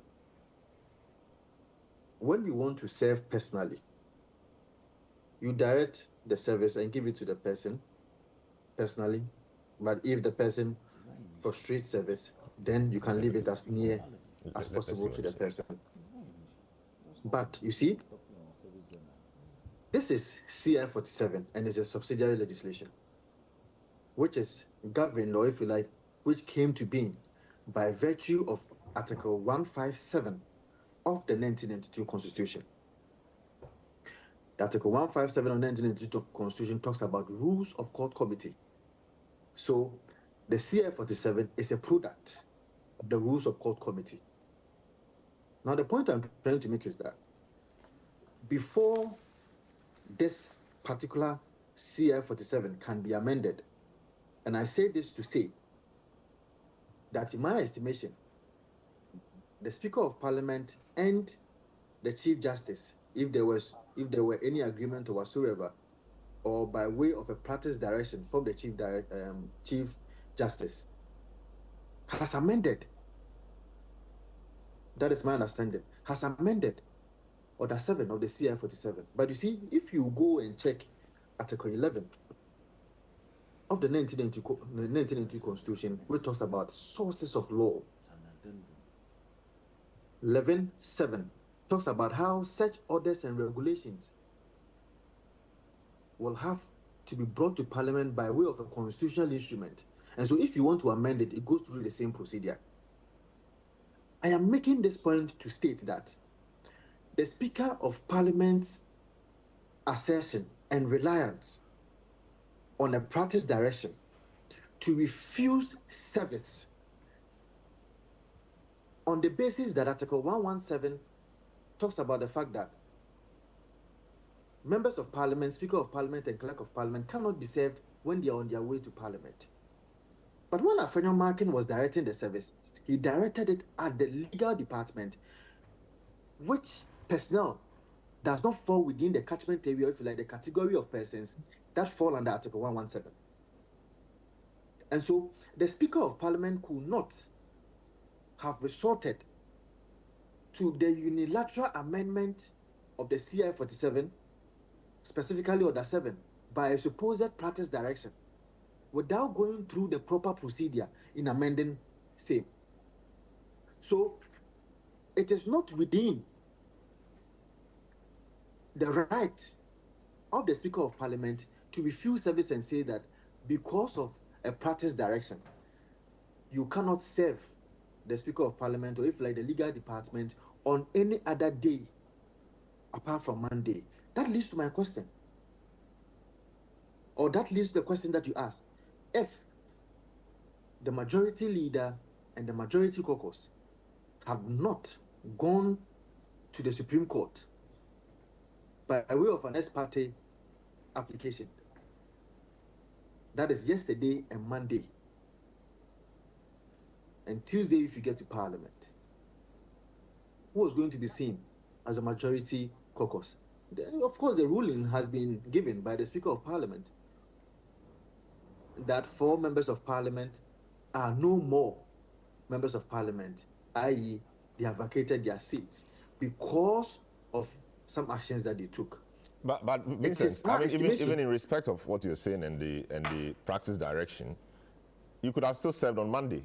And once the stay of execution application is served, it operates as a stay even before it is heard. So you could have still served it on Monday to avoid all these difficulties and challenges and, I mean, generating discussion, etc. we are seeing. So Monday, before Tuesday, Parliament reconvenes. Different lawyers may have their strategy to deal with their client's issue. In the estimation of our lawyer, the lawyer for Afenyomarkin and the majority caucus by extension, if I should say, it will be in the interest of the majority caucus to go by way of an ex parte motion rather than wait and serve on Monday. Because waiting to serve on Monday means that you are now going on notice. How many days is it going to take for a hearing notice to be issued for both parties to argue? I think that the law is that once it is a stay of execution application, once it is served, I mean, it stays the hand of whoever is seeking to execute an order. So yes, it doesn't matter. It may not matter the number of days. It's the same as the service of application for interlocutory injunction. The ex parte move talked about the fact that as soon as it is served, if you are an officer of a court, you have to advise your client that you should stay any action that you are doing. But there are that lawyers who will interpret it and say that it does not mean that it is an application, or if it does not mean that it's an interlocutory injunction. So I'm just saying that it's a matter of style, it's a matter of strategy. So as far as we are concerned, it was in our best interest to go by way of an ex parte motion and stay the hands of any other person who wanted to do anything after the said ruling has been given. Just yesterday, before the grant of the stay of execution, I heard a number of people talk about the fact that we are now going to form new committees. The minority is going to chair some of the committees in Parliament. Government appropriation is not going to happen. You see, there are a lot of things that were going on. But just before you get into the irreparable damage argument, the Chief Justice authored a practice direction on the 12th of July 2024, where he says, so there was a table, Right Honorable Speaker of Parliament, how service should be effected. all court processes should be served on the legal department of the parliamentary service. Acceptable times of service, Mondays, during working hours, all right? So this came under the hand of the Judicial Secretary for the Chief Justice, right?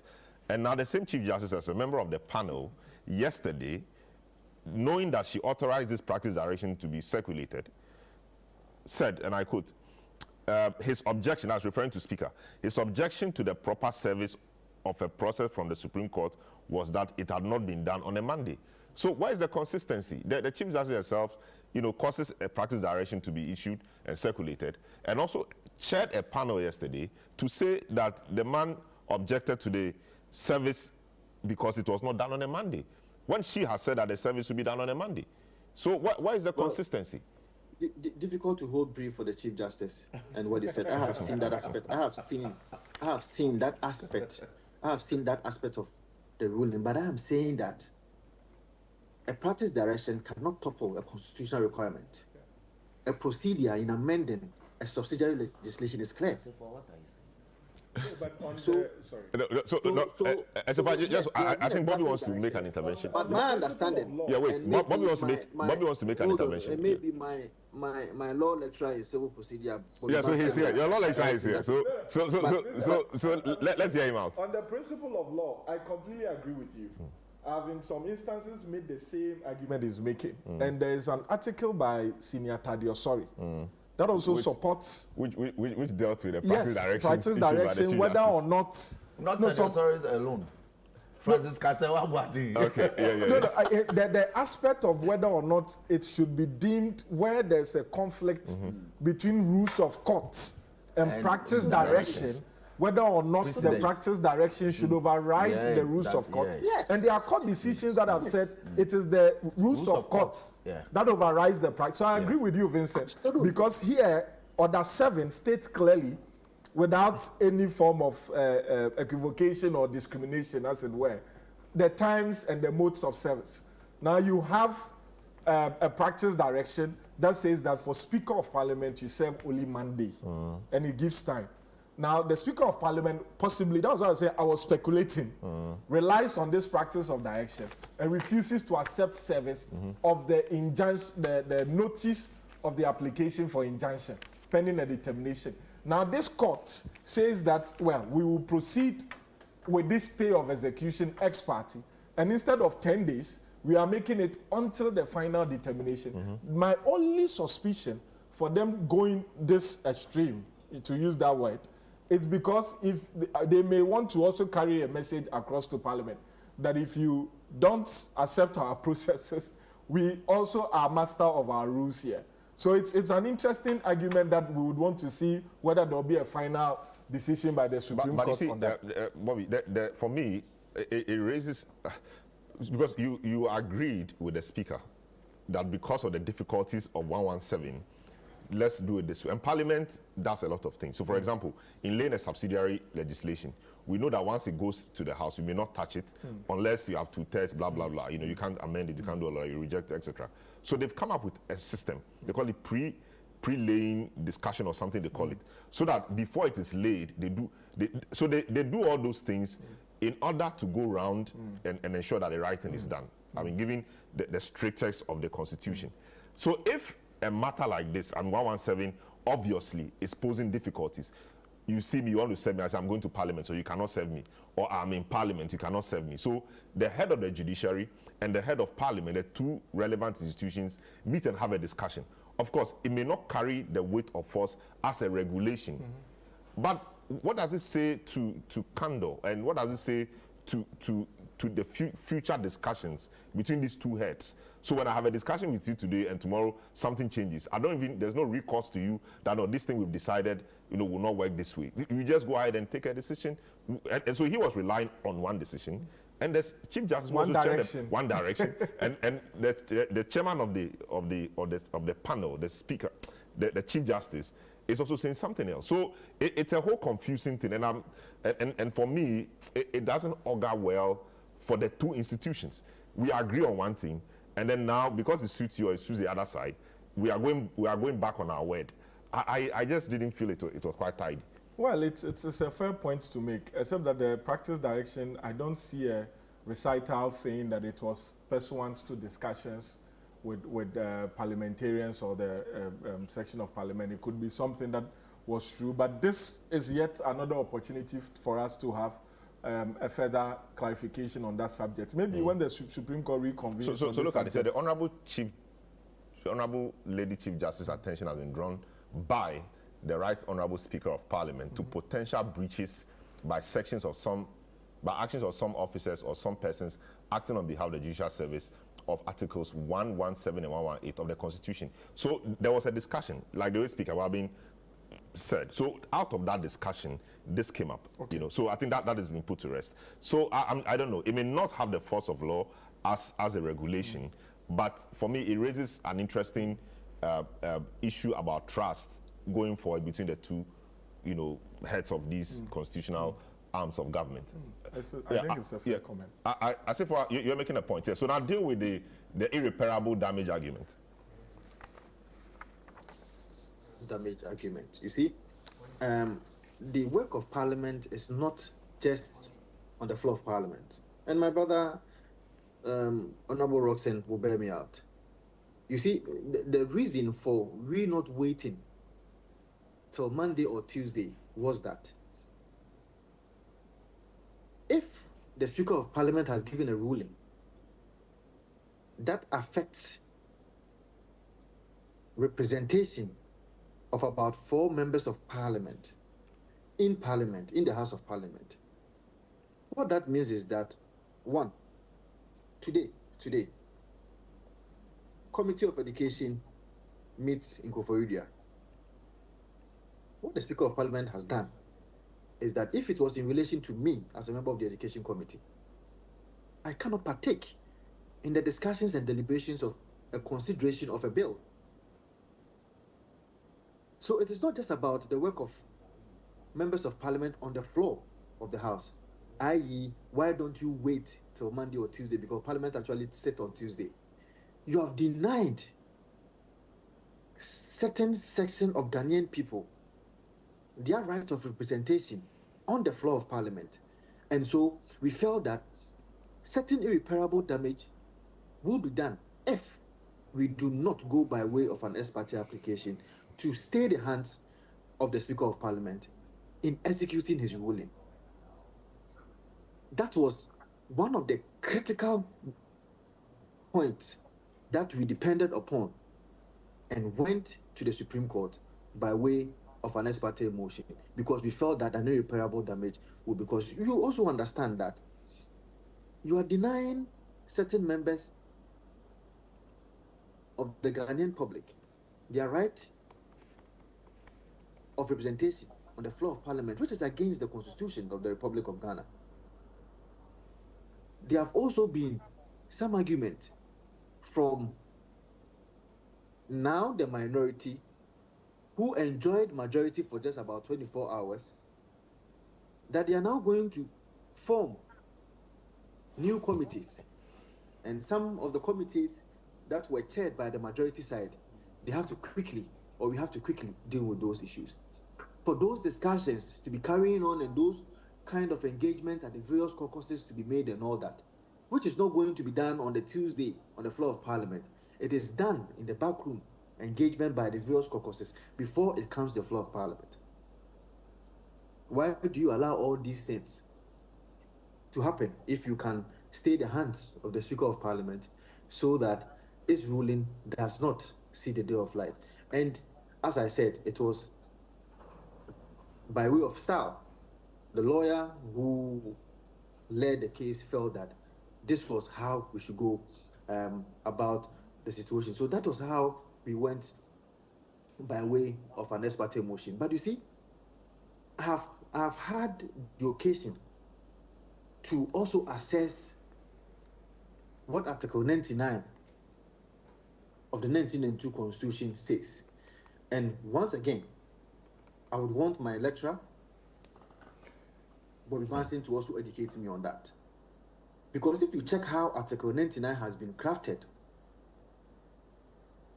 it gives me an indication that the Speaker of Parliament they not even have the jurisdiction to rule on this matter.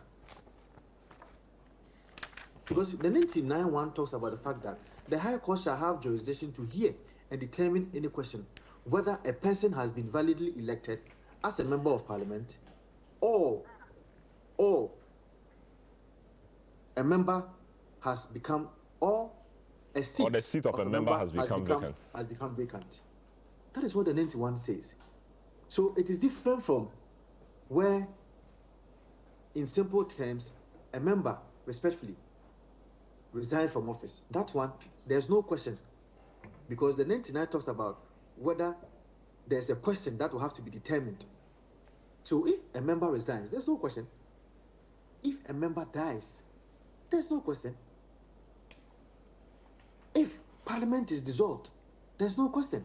How about if by the operation or the operation of the constitution of the party on whose ticket that member comes to parliament, that the operation of that constitution is such that once you do an act, you forfeit your membership? How about that? And doesn't that automatically lead to a vacation of the seat then? So you see what both of us are doing. What both of us are doing is we are just espousing the principle in the Akosa case. When two persons put rival meanings onto a constitutional provision, what happens? I'm not sure there's a rival meaning. I'm not sure it's a rival meaning. But why? You have your own understanding of what the constitution is. I'm telling you that, in my estimation, the Speaker of Parliament does not have jurisdiction to deal with this matter. He does not have the jurisdiction to deal with the matter. That is why you have to go to the Supreme Court. I see. In this particular instance, you have to go to the High Court for determination. I see. So I do not see how. Yes, and in fact, if you look at the Speaker of Parliament's ruling, he cleverly said that he is not interpreting the Constitution. He is only applying it as to his understanding, which we agree. But you see, when you put an application to the law which denies certain people their right of representation, then of course we can go to the Supreme Court. So as if I just to get it from you, so you are saying that what happened in 2020 to the Formina MP then, based on the pronouncement of the party and pronouncement by Michael Quay, was wrong and shouldn't have happened? Is that the point you are making? What is the principle in 24 versus Attorney General? No, I'm just asking you a direct question. Hold on. One of the principles that 24 versus Attorney General has espoused is that the Constitution is a living organism. The Constitution is a living organism which is capable of growth. So a meaning can be given to it in 2020 because of that principle, that the Constitution is a living organism and is capable of growth. There can be another meaning that can be put to it in 2024. I see.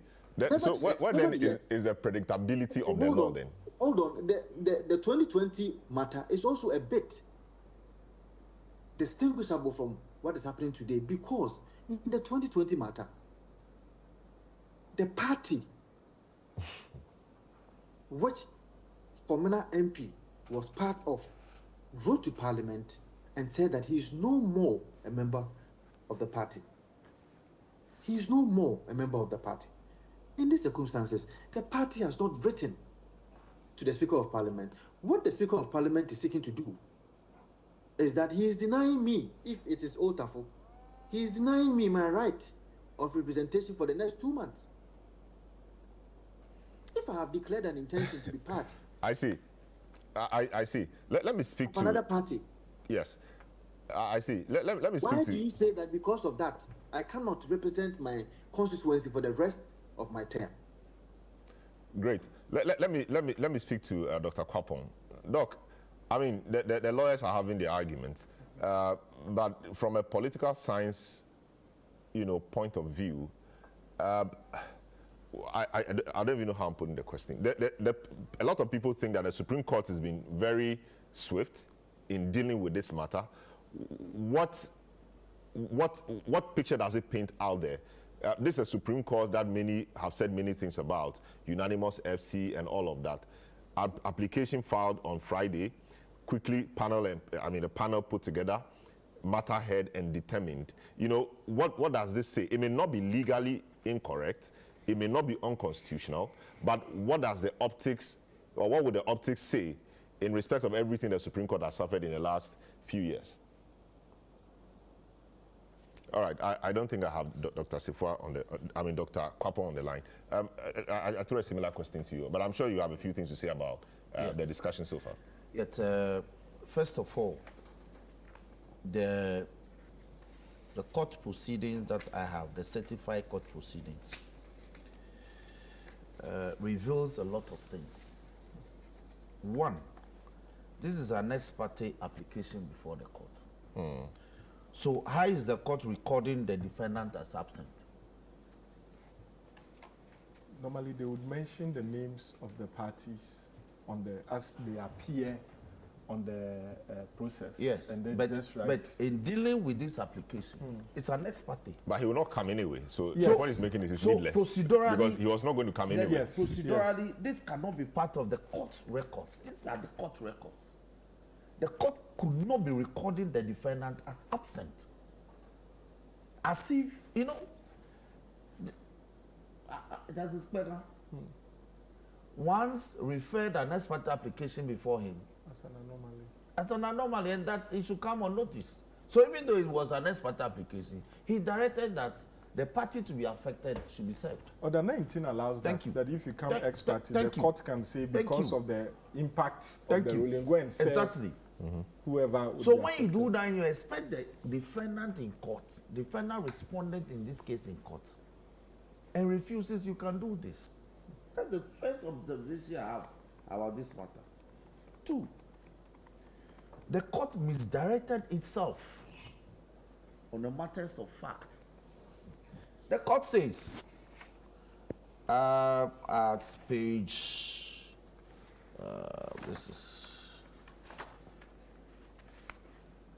at page 3 of the proceedings, that is under by court. The court says that we note from Exhibit B the official report on the parliamentary debates on Thursday, 17th October 2024, pages 15, 16, and 17. As we speak, there's no official report from Parliament. There's no official So maybe report. obviously they might have attached, they exhibited, Please. you know, Please, a you see, report. this is not a district court. This is the Supreme Court. Yes. And the Supreme Court, by our standing order 48, knows what official records of Parliament is. So I don't know what they were referring to as the official report of Parliament. Because the official report will be adopted when it is submitted for corrections to be made. So it is not an official report. And I am shocked that this will reflect in the Supreme Court proceedings as having official report of Parliament. These are matters of law. So we will have to be guided. The court again referenced a denial of representation of the people in the 4 constituencies, isn't it? Very interesting. This Supreme Court has been seized with matters of SAL.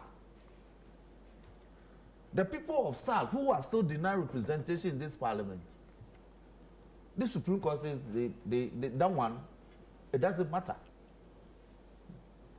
Suddenly, the interests of persons in 4 constituencies matters to the Supreme Court. So an ex parte application filed on a Friday afternoon, setting aside all the registry procedures, can reach the Chief Justice. The Chief Justice will spring his administrative powers into life and panel a court, and the matter will be heard and ruling delivered expressly. No, the case was stood down. Oh, but ruling delivered expressly. The case was stood down.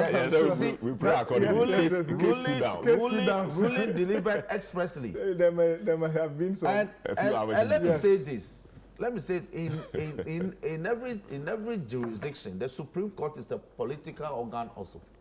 It's a political institution. And I think our Supreme Court has increasingly been political. What they have done is to aid government, is to aid the new patriotic party to maintain balance of power in parliament with this ruling. That's what has happened.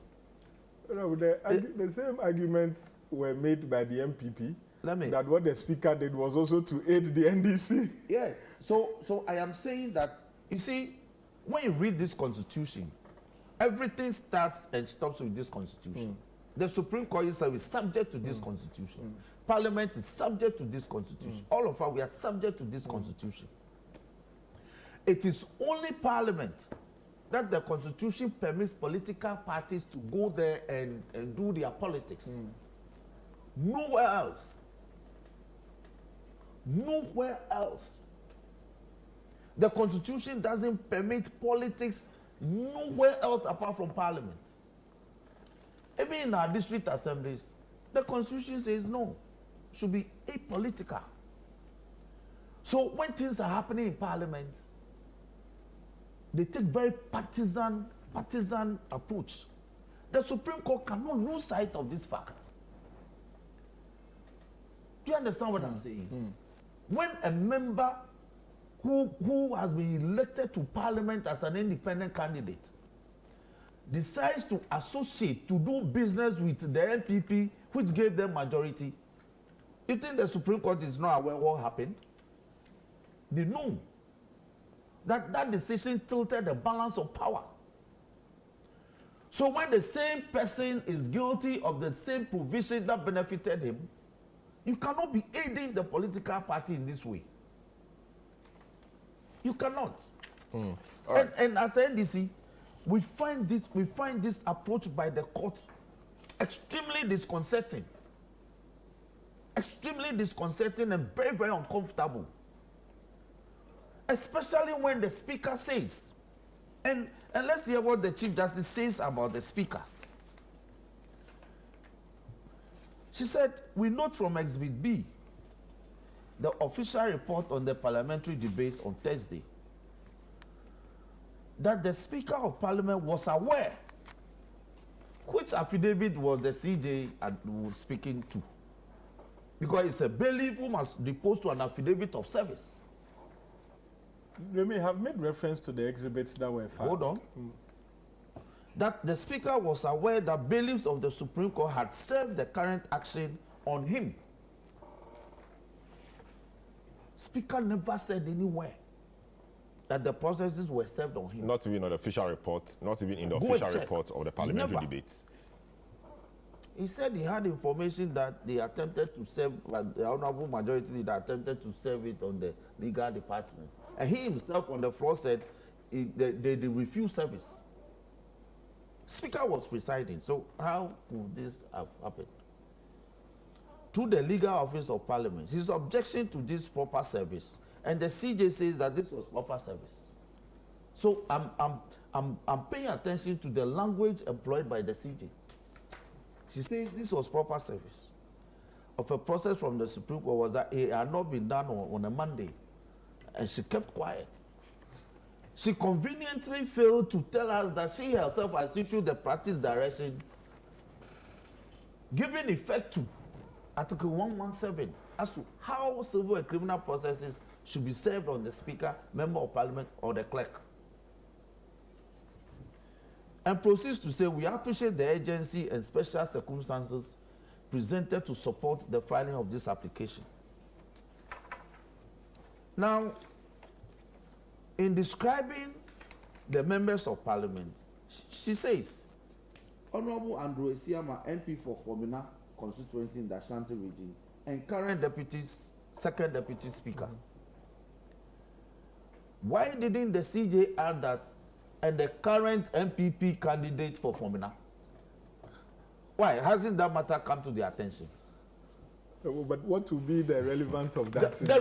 It is that matter that has given birth to this issue.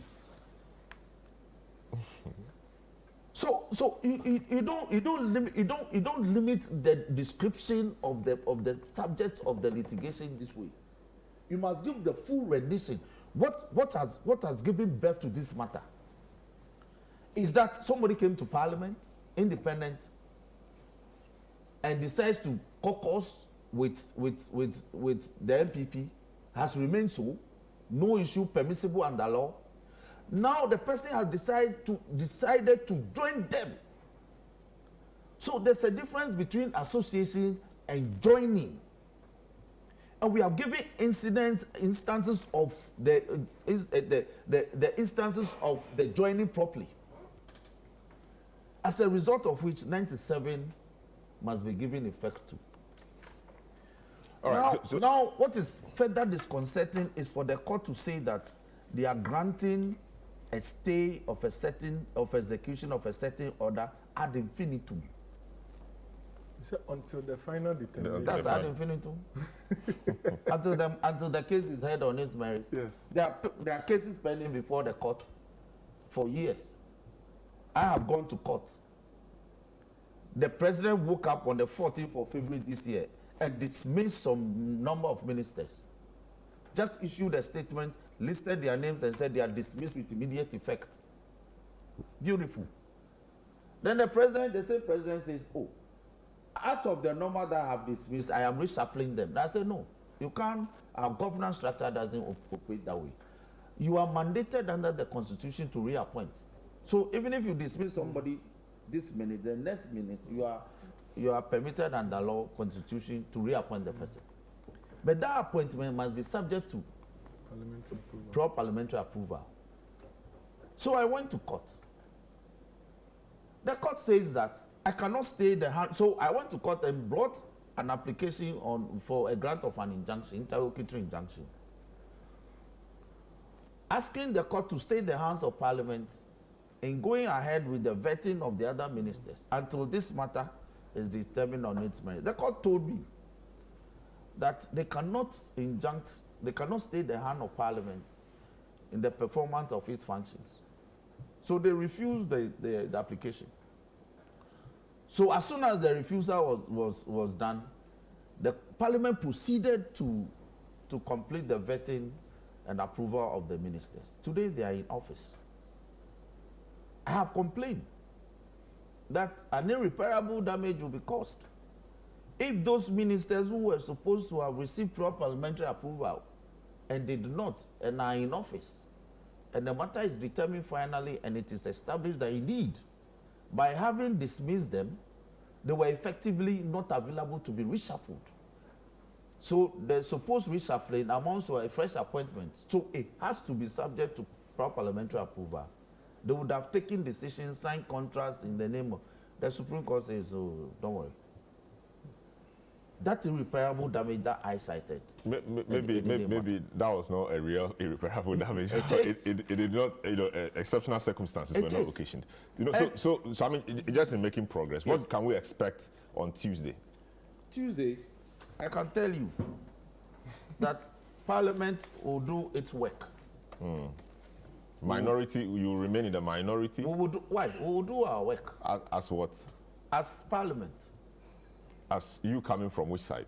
Why? I'm a member of Parliament. We'll do our work.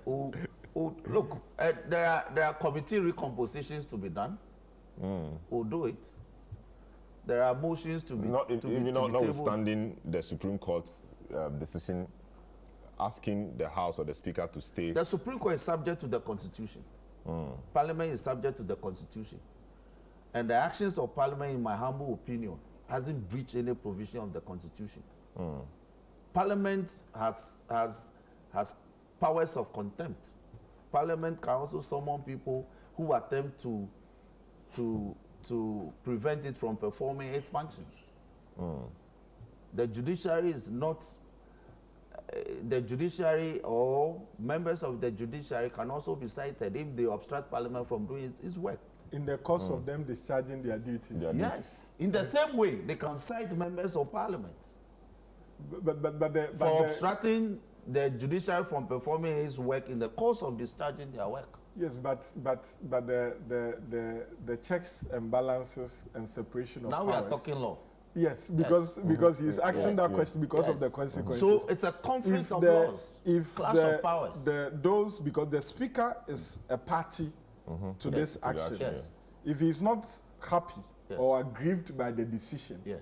he has the right of review. Yes. Why? The law prescribes a process. Prescribes the process Yes. of review. Yes. That Has others. Speaker been served with any process? No, so Properly I'm so-called? sure that on Monday, latest, He will be the served. ruling will be served. So we are all thinking aloud. Okay, isn't so it? assuming the speaker is served, Yes. and the speaker decides Yes. that he would ignore No. Why would Speaker decide to ignore? the ruling. This one, the ruling said the parliament is hereby directed.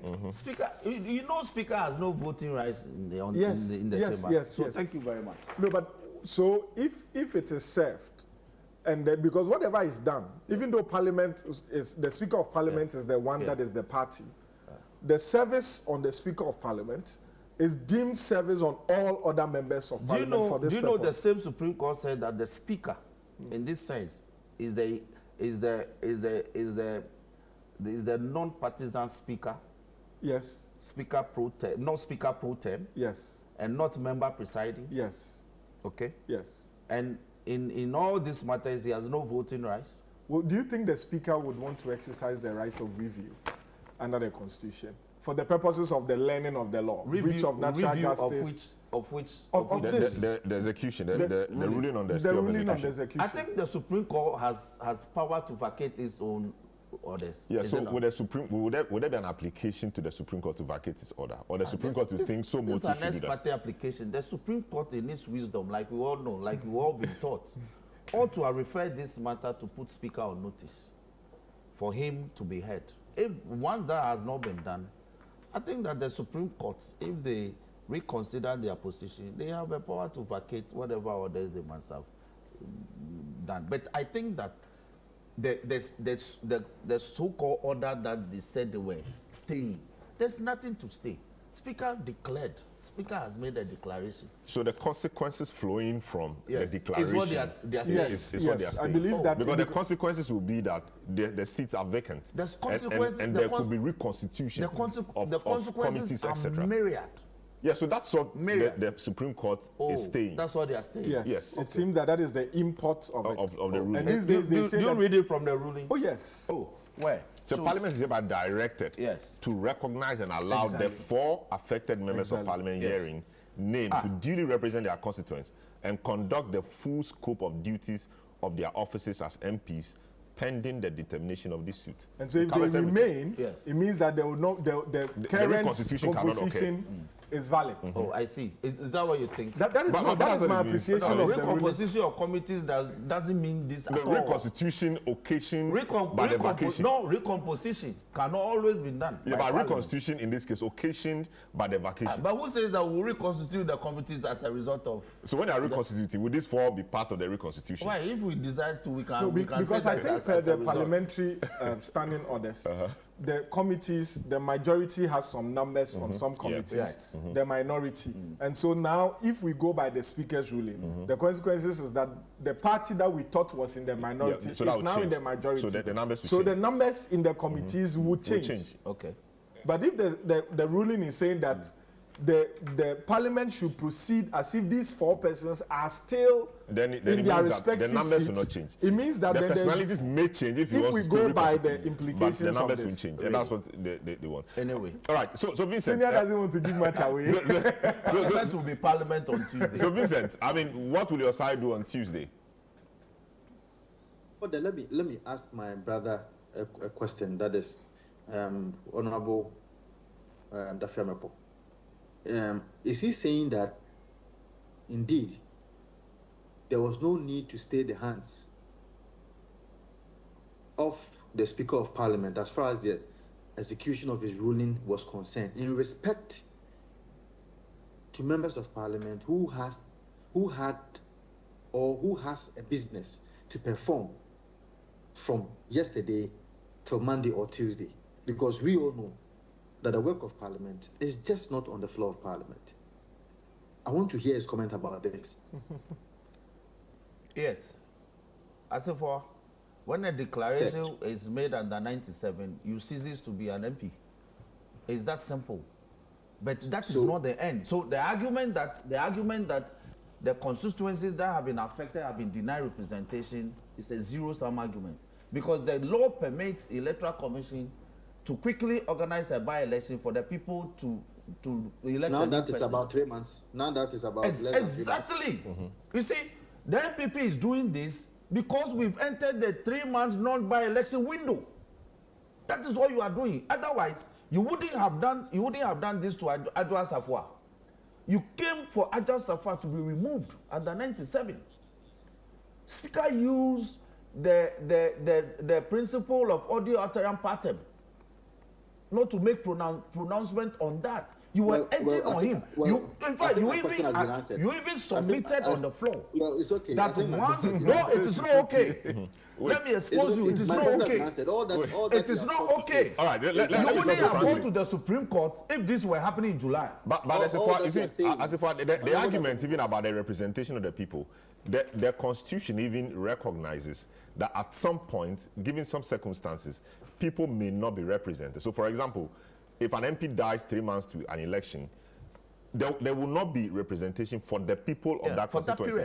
So that argument, when the person dies or resigns, yes, or there's a dissolution of parliament. Yes, I mean what I mean is not dissolution of parliament. Not dissolution of parliament. The person dies or resigns 3 months to an election. Deny someone. There will not be representation. So the Constitution itself recognizes that there are times that people will not be recognized, will not be represented. Don't make that sweeping statement. No, but that's a fact. That's the law. That's a fact. That's the law. And that's what the law says. I understand, but I'm just saying that So if you understand why you argue.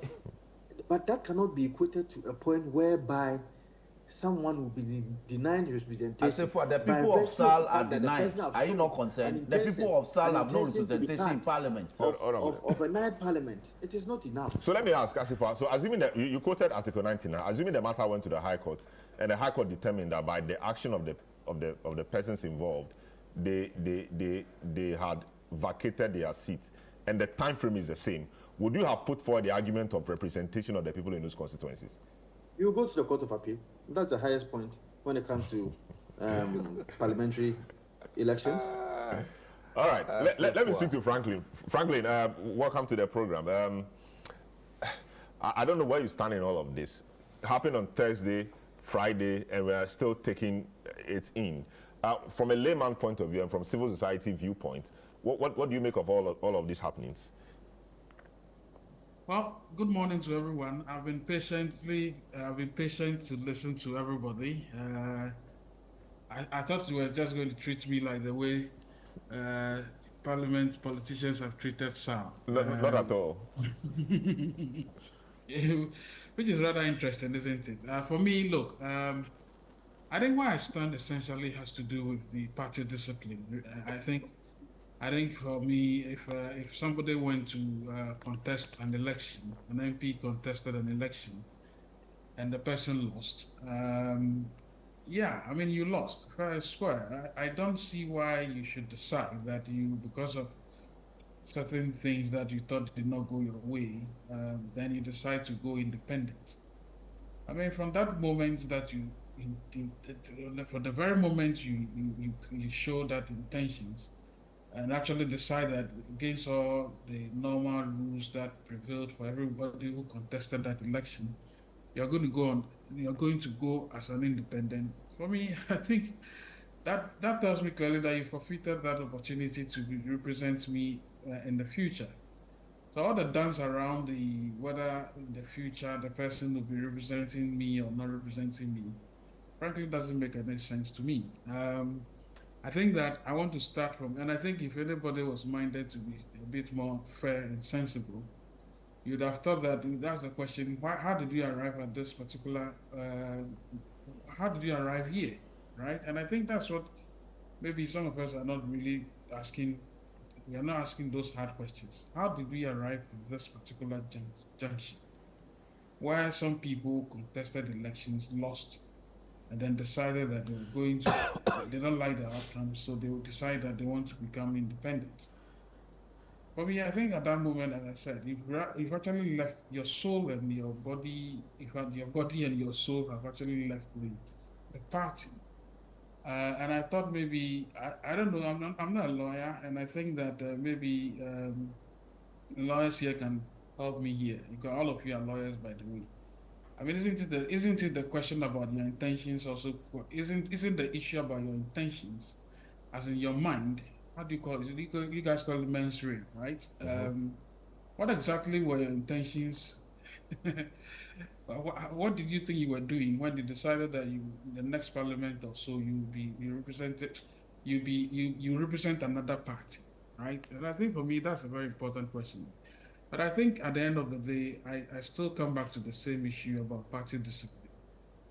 If 3 or 4 people decide that they don't like the outcome of an election and decide to go their ways, well, they parted ways anyway. And I think the party should keep everybody in line. I don't think this attempt to justify issues around representation and disenfranchisement of their constituents and all of that comes to play.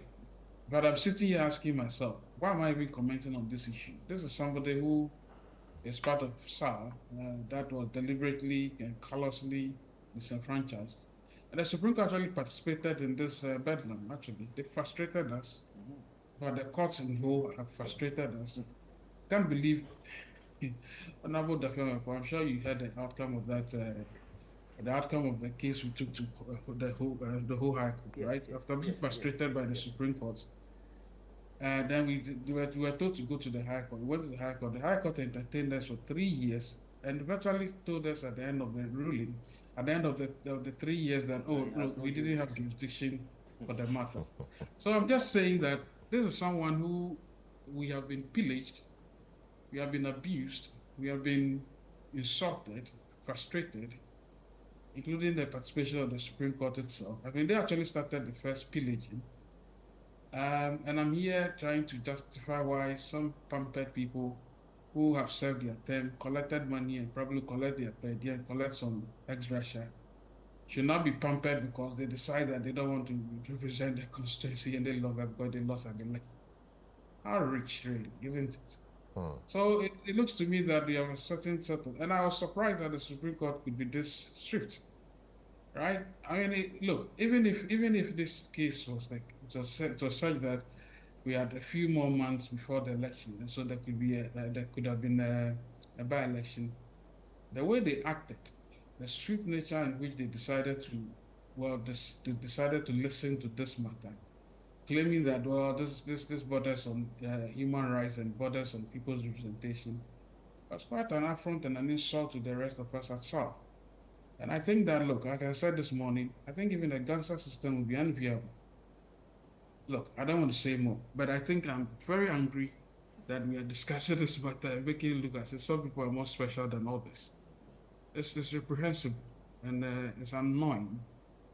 And I think that, as I started by saying that party discipline must be the order of the day, I think the parties must have set their how do you call it, set themselves, leadership of the parties must set themselves and ensure that people do not take them for granted. I see. Thanks, Franklin. I will take a short break. We want to have a final word. I'll take a short break generally. I mean, on what you expect to happen on Tuesday. Both sides have said a few things, but you being in the middle, what are expectations for Tuesday? Well, you're looking forward to it? Yes, I'm really looking forward to it. I hope that whichever side is not satisfied with the decision that has been made by either institutions would exercise their rights provided under the Constitution. Like Honorable said, the Constitution is what starts and ends for all of us. So people do not take laws into their own hands.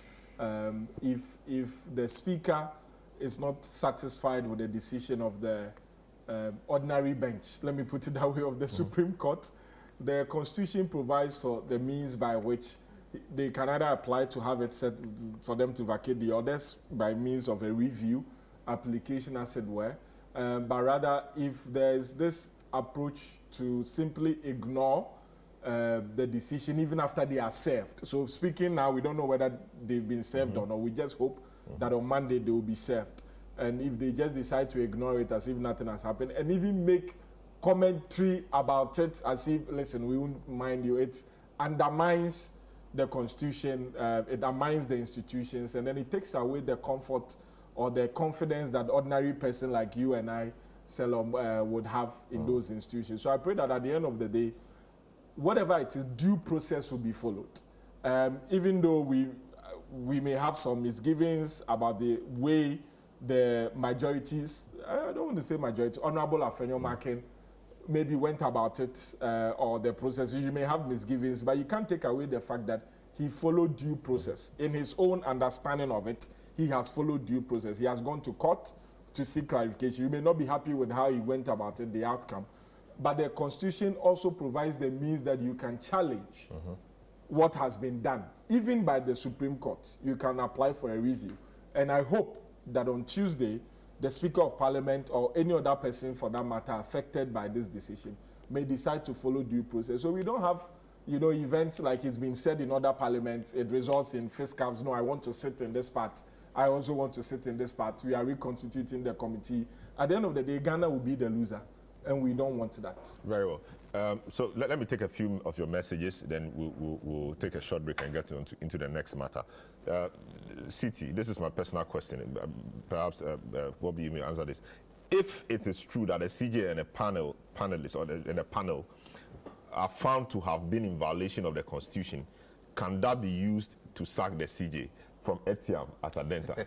No, in the exercise of her judicial oath, not administrative oath, judicial oath, sitting in the Supreme Court with judges, they may be right or they may be wrong, but they do not have any personal liability. That's why the law also provides a pathway that you can to seek redress. Yes, all right, so Etiam, there you are. But abuse of office, abuse of powers.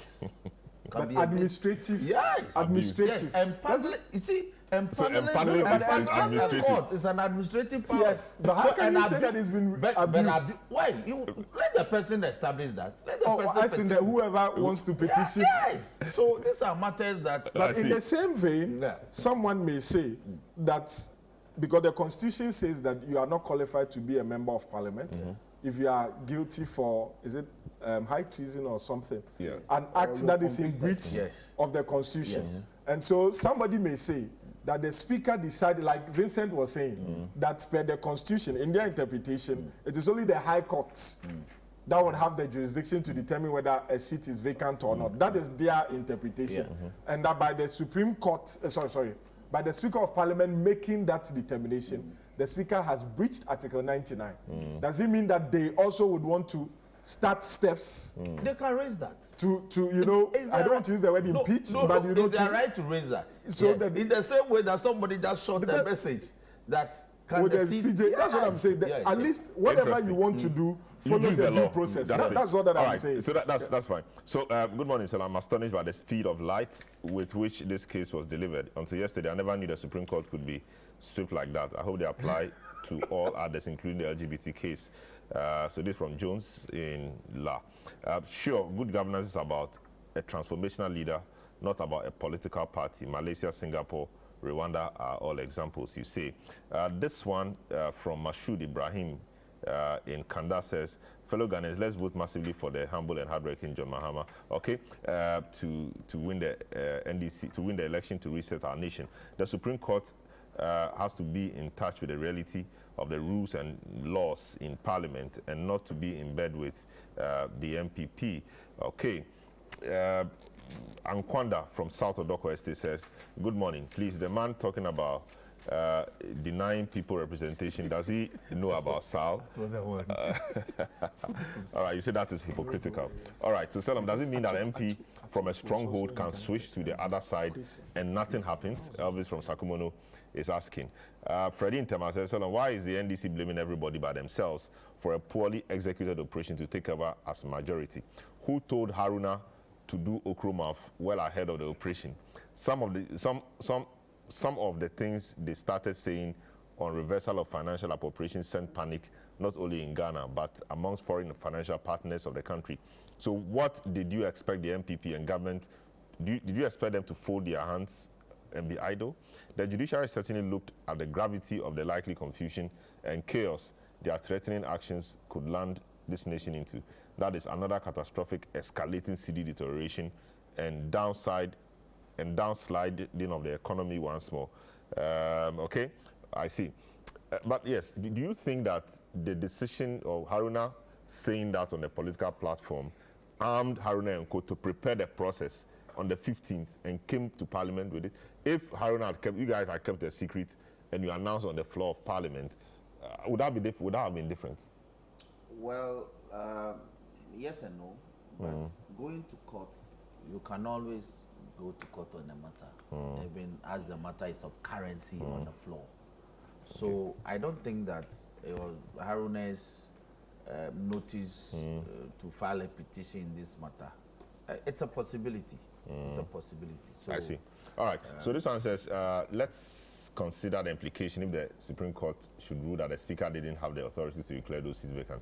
Sitting MPs that will lose primaries will pick up form to contest election as independent candidates, which will most likely cause the seat to be won by the opposition party.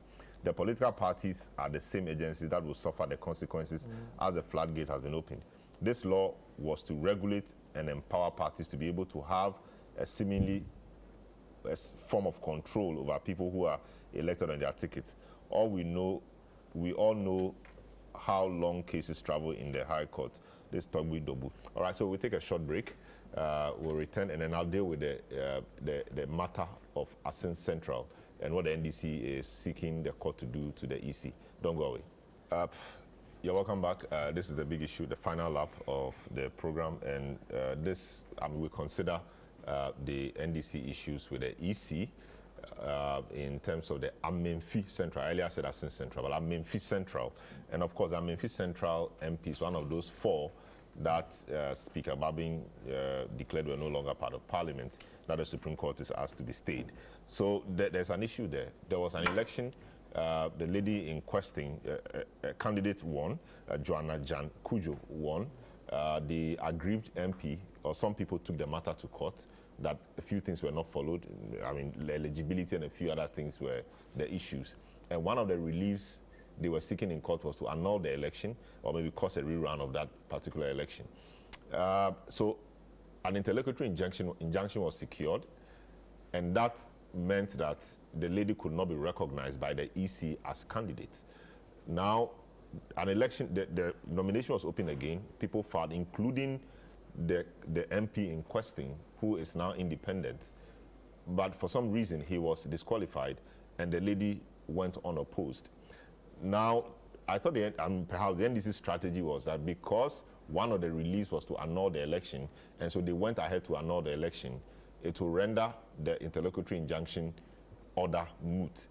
And so that's where we are. So on the 10th of October, the Electoral Commission writes to the lady in question, Mrs. Joanna Jan Kujo, telling her that she's been disqualified from the 2024 parliamentary election. I'll read portions of that for you. Dear Madam, refiling of nominations, disqualification from the 2024 parliamentary election. I bring you greetings from the Electoral Commission and trust this letter finds you well. The Commission's attention has been drawn to an order for interlocutory injunction dated 31st of May 2024 in respect of a suit entitled Jedu Frimpong and 4 others versus Joanna Jan Kujo, the NDC and the Electoral Commission, suit number stated by the High Court 2nd. The order states as follows. It is ordered that until the final determination of the matter, the affected parties are restrained as follows. A, the first defendant or respondent for holding herself out as a duly elected NDC parliamentary candidate for the Memphis Central constituency. This is highlighted by the EC. B, the second and third defendants stroke respondents, their agents and officers for holding out, allowing first defendant respondents to be held out, dealt with in any way, recognized or afforded any rights or privileges as a duly elected NDC parliamentary candidate for the Memphis Central constituency. The statement continues that the said order has neither been stayed nor vacated. Hence, the Commission is bound by same. In this regard, we write to inform you that you have been disqualified from standing as candidates for election to Parliament in your constituency. Thank you sincerely, Samotete, Deputy Chairman Operations for the Chairperson of the Electoral Commission. I started with you, NDC MP for Saldai. This is your colleague in Parliament, Aka, who is one of the 4. Yeah. What do you know about this situation in Memphis Central? Okay, briefly, we organized in initial primaries, and Aka lost. Now, some party members, I want to believe, who are strongly aligned with ACA, raise issues. And so they wrote a lot of letters. Those matters were dealt with at the party level, but they still felt aggrieved. And so they initiated the court action.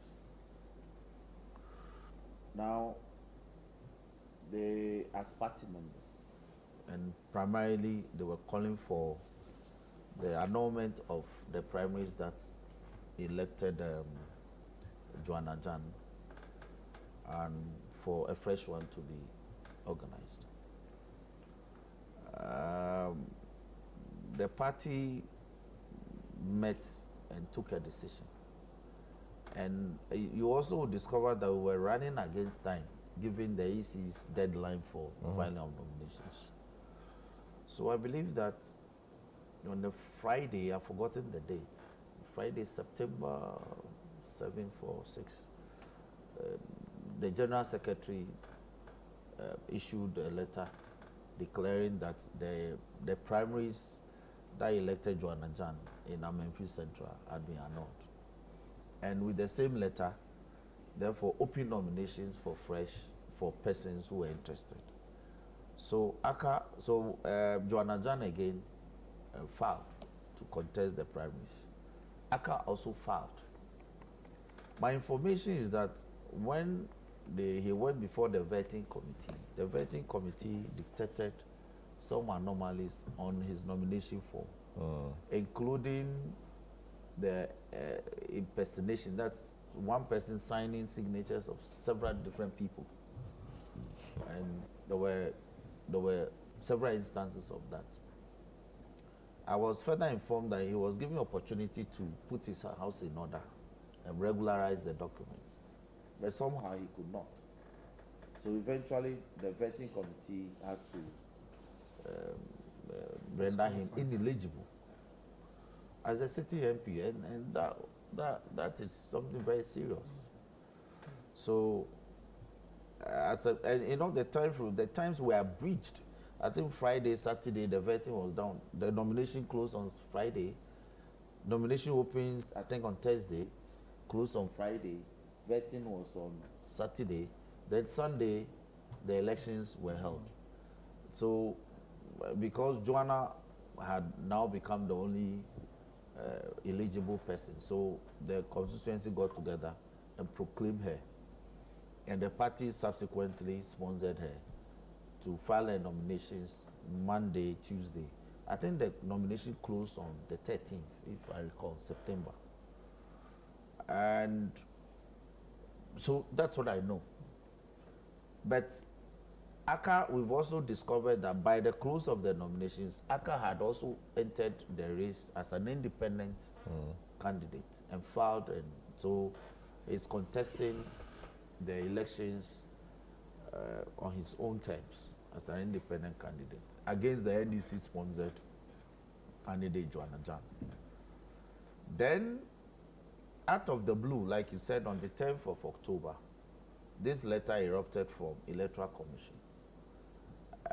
But I'm looking at even the legality of the letter, because the pendency of an injunction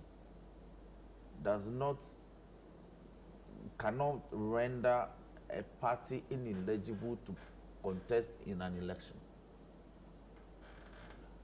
You allow the matter to be determined by a court. If the court makes a final pronouncement, whatever the outcome is, the EC always has power to regularize the process.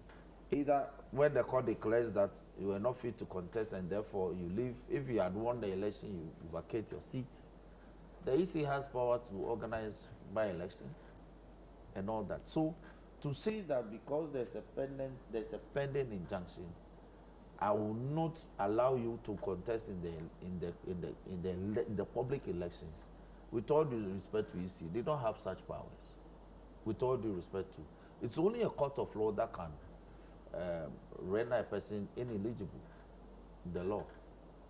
Now, EC is not saying that, oh, in filing your papers, we detected anomalies, so we were disqualifying you. Her papers and everything has been regularly done. You were saying that there's a certain pending injunction, certain injunction that says that don't hold yourself as a parliamentary candidate for the NDC. But the gravamen of that order was based on an election that was no longer valid. A new election had been held. So the question is, the effect of that order was in respect of the earlier election, the outcome of the earlier election, which has been, the NDC has annulled and held a fresh one. So in thinking through this maze of issues, we decided that then we shall also sue the Electoral Commission and injunct them from going ahead to hold elections in the constituency until the matter is determined on its merits. So that's where we are. I see. Quite interesting. Bobby, does the annulment of the election, there was a suit in court. One of the reliefs was that it should be annulled. The election that produced the candidate should be annulled. And then now the party that organized the election, together with the EC, annulled the election. What becomes the status of that injunction order? Because that election they were seeking, the guy had gone to court to seek to annul, had now been annulled already. So what becomes the legal effect of that? Can you indulge me and read it again?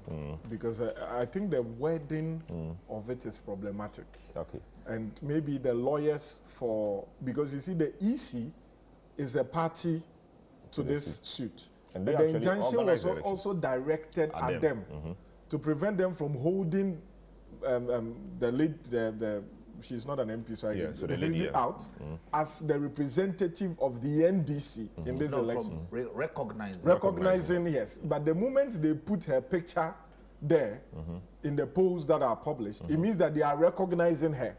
So if you could just read the order. But that was that injunction was secured on the back. I know, but I want so that we check the wording. So the Commission's attention has been drawn to an order for interlocutory injunction dated 31st May 2024 in respect of a suit titled Jedu Frimpong and 4 others versus Joanna Jan Kujo, the NDC and the Electoral Commission by the High Court Secondary. The order states as follows. It is ordered that until the final determination of the matter, the affected parties are restrained as follows. A, the first defendant respondent for holding herself out as a duly elected NDC parliamentary candidate for the Amenfi Central constituency. So this one was not limited to duly elected from that election.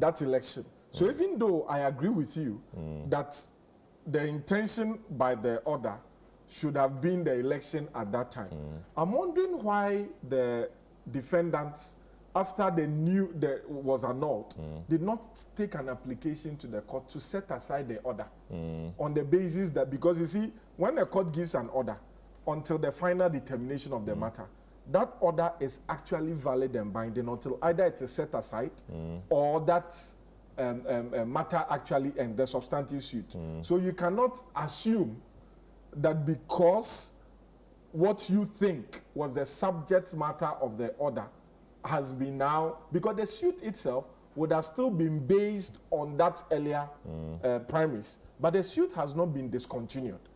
So what it means is that the substantive reliefs on the suit may not have been amended. I agree that the order, looking at the narration, the sequence, may have been rendered ineffective or moot, but that determination must still be made by a judge and not by you and I, our interpretation. So perhaps if it's not too late, I don't know, the NDC is a party. So I can say the NDC can quickly apply to the judge that instead of issuing a new writ and an injunction, perhaps apply to the judge that this order that you gave has expired because, or is no longer effective because it was based on this. And I don't think the reliefs they were seeking, and the party has gone ahead. I don't think that the judge would have difficulty setting aside. But now that they've gone to court, on a different leg of it. But you see, there's a principle of law. I don't know if the new court was actually a writ that was issued. That a court of coordinate jurisdiction cannot give an order that would render an effective and binding order by another court in more or less like a stay. So if the NDC has filed a writ a new writ, and based on that writ has applied for injunction. What they are seeking by virtue of this new injunction is actually a stay of execution of the previous order. And the Court of Coordinate Jurisdiction cannot do that. And so I would have, should I say thought, that there would have been an application to that same judge to say that the writ itself, the order that you gave, were based on these facts. If you look at the affidavit in support that were narrated, these were the facts. Now those facts are moot because we have done a new one, and these are the consequences. And so please set aside your order. Or I think that single application would not take more than 10 days to be heard. So how about if, so now that they found a new writ, which is quite connected to this, can they still go to the same judge? I think they can still go. I don't think it will, I think they can still file it and then withdraw. You see, it's still a matter of strategy. Because you see, if you don't act quickly to stay the hand of the EC from proceeding in the manner that it wants to in respect of our candidate, we'll be in danger, we'll be in grave danger. We'll be in grave danger. So, timelines. Timeline. So you must also use the same judicial means to stay their hands from proceeding in the manner that they want, and still explore the possibility of having this order vacated. But the interesting thing for me is, if this Mr. Aka was disqualified by the NDC, how come, or maybe he has corrected the errors, because now the EC is allowing him to run as an independent candidate.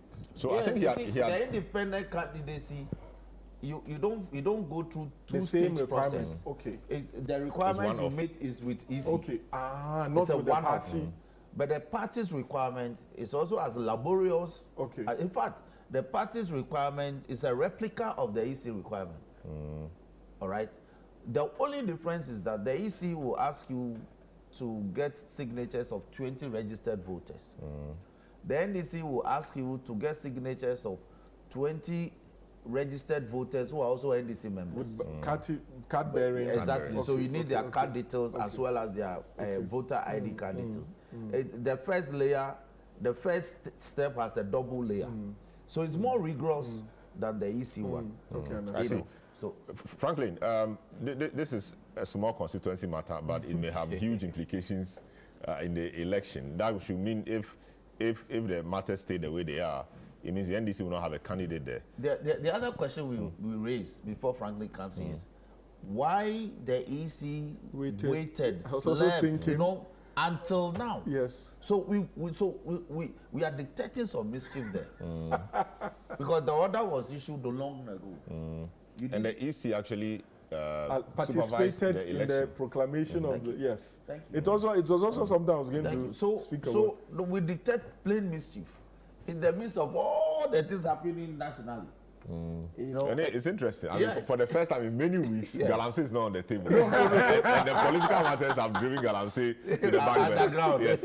Franklin, your thoughts on this? So this is a crucial election, and everybody must open their eyes. All parties must shine their eyes, as I normally would say. Look, there are many ways of gerrymandering an election. There are many ways of making sure your opponent doesn't get ahead of you. But the EC should not be the one playing that particular role as well. You know, when this matter came up, I was wondering, I said, is it because the name Cujo is there? Cujo, Franklin Cujo. So funny, isn't it? Because I was wondering myself, what's the EC's locus in this matter? It's as if people have their own issues, and then you have inserted yourself into it, really. I think the party should deal with it expeditiously. That's all I'll say. I see. All right. So, so the party. When is the EC actually doing the printing? Have they started? There was a meeting at IPAC. Honorable. There was a meeting at IPAC. Do we know exactly when they are going to start printing the ballot? I am unable to speak to those times. Okay. And then what I know is that they've released the notice of poll, gazetted and released. So if this doesn't, so then in the notice of poll, was the lady on it, or the lady was not? Yes, she's on it. Oh, the lady was on the notice of poll. I see. So, so they will amend the notice of poll and now take the lady out. I think the law is that where nominations have closed, and where nominations have closed, I think regulation is under regulation 14, 15 there, but where they allot symbols, when all those processes are done, and notice of poll is issued, any other matter affecting the candidacy of a person, you are unable to get remedy, or except where the candidate dies. Okay. Then EC has power to defer the elections for a number of days to allow the party or the entity that suffered, that whose candidate is deceased, to have a replacement.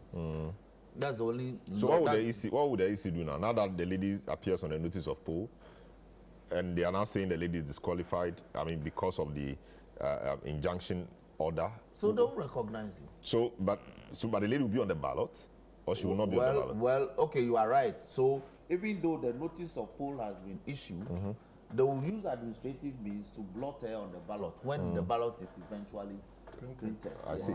You know, the ballots are also printed for each constituency. Apart from the presidential, each constituency, they do different printing because the number of candidates vary. In my constituency, we are 4. Others, there are 6. Some, there are 2. I see. That's quite interesting. So what then happens if the matter drags on for a long time? Let's assume the injunction application is granted and the matter drags on for a long time. If it's granted against the EC, yes, then the status quo ante, which is recognizing the lady will remain. Even though there is another injunction, restraining the EC from holding her out as a candidate or recognizing her. No, I think the injunction you're asking is that the EC should not organize the election in that constituency. Should not print. Oh, okay. Yes, Should not print. In fact, should not print. Not organize the elections until your final determination of the So it means that so they'll go ahead with the elections, but there will not be any elections in Amenfi Central. Yes. I see. That would be interesting, and that's what I'm saying. That then the representation of the people would also come up here. Exactly. And come and raise issues. Come and raise issues. I see. I'm just trying to dig up the suits, the writs by the NDC. Well, I can't seem to. Okay, so it says, the motion paper says, take notice that counsel for the plaintiffs applicants hearing will move the Honorable Court for an order of interlocutory injunction to restrain the defendant from printing of the ballot papers and notice of poll for the purposes of the 2024 parliamentary elections, specifically for the Amenfi Central constituency, until the final determination of the substantive suit upon the ground stated in the accompanying affidavit. So that means that if you do not print the ballot papers, then you cannot have an election. I see. That will be interesting. But what do you make of the EC's the EC's stance or position on this? I mean, the fact that they waited this long, because they said it's been brought to their notice. Meanwhile, they were party to the suit. So what do you make of that language? They can say that they did their legal audit in every constituency and found out that they may be exposed to committal for contempt if they proceed. That could be their justification, because once they were party, they've been served with the order. If they proceed to publish the polls and then you hold her out as the lawful candidate of the NDC, then they may be exposed to committal for contempt. But perhaps behind the scenes, one would have thought, one, the timing, or two, would have drawn the attention of the party affected to say that our attention has been brought to this.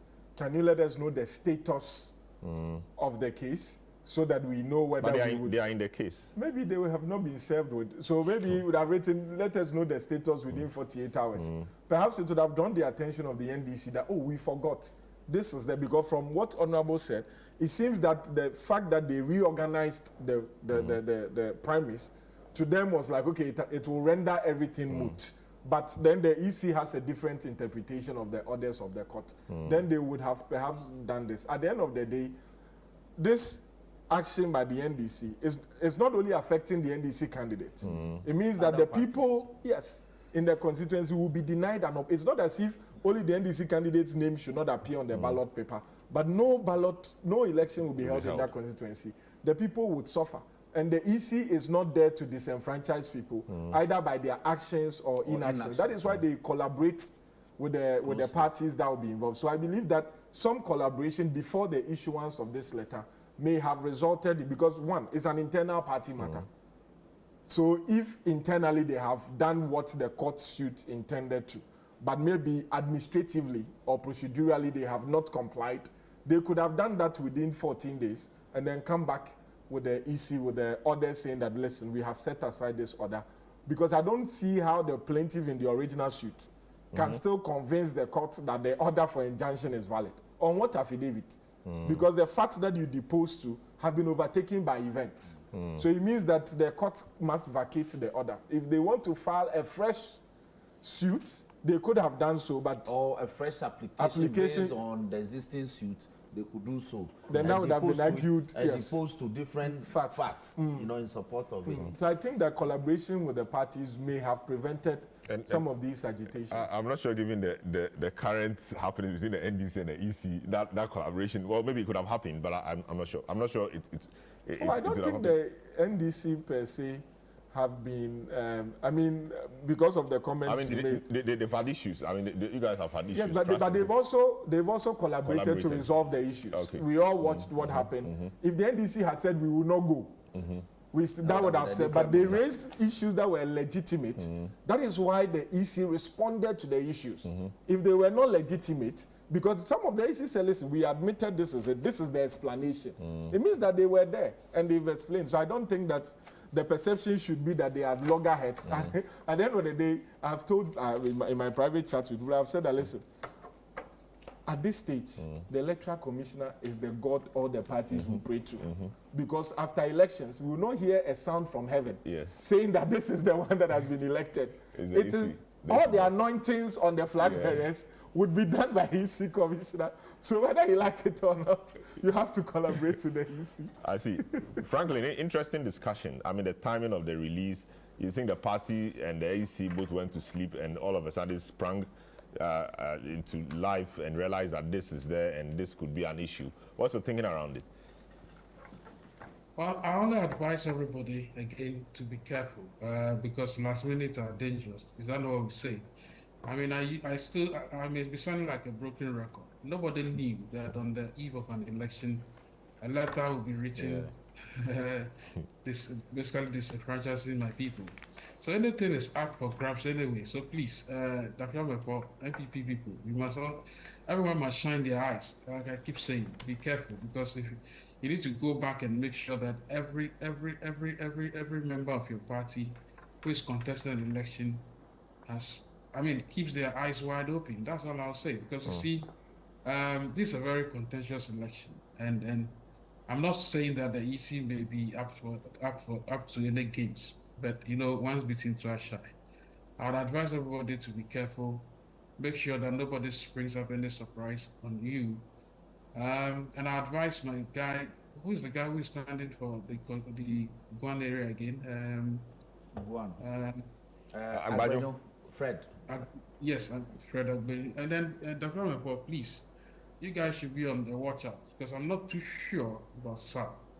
I'm really not too sure about Sal. But anyway, I think you're not too sure means what? Whether they will be on the ballot or not? Well, even if they vote, I mean, look, if you look at the schedule that named Sal as a district, they were not Sal, and the Sal areas were 10 traditional areas, not districts. That matter needs to be resolved. If you look at the schedule that came along with the new constituencies, the Sal areas were given were actually named traditional areas. Every other place was called a district. And I'm foreseeing someone salivating that after winning an election, MPP could go to court and say, well, these are not strictly districts anyway, they are just traditional areas. I may be wrong, but no, that's what I'm saying. I think there was an instrument, there was something gazetted. An EI has been issued, an LI has also been issued setting up the district. Consequently, a CI has been issued creating the constituency. Those are matters that if anybody wants to litigate in respect of names, it will be a latter day issue. But technically speaking, the law is set for the constituency to have a representation in the next parliament. And as we speak, parliament is being configured to take care of the additional. So the 276. Yeah, to take 276. It's part of the reasons why we are sitting at the conference center. It's part of the configuration. So be assured that there will be elections. We will participate, and we will win it for you. The other matter is in respect of the district and the traditional areas. I think it's something we have to look at. If what we are raising, I have to go back and look at the LI and see the names of the communities making the district, making up the districts. Very well. Look at the names and see what exactly you are saying. Thank you so much. This is how we conclude today's edition of the program. My guests have been Franklin Kujo, President of Imani Africa, Roxanne Nelson, the MP South Dai. Earlier you heard Vincent Kwasefwa and Dr. John Asao Kapon, political science lecturer and researcher. Of course, Vincent Kwasefwa is Otafu MP and law lecturer and students' favorite, Bobby Bansin, private legal practitioner. My name is Selam Adonu. Thank you so much for doing the listening and the viewing. Catch you same time next week. Have a good afternoon.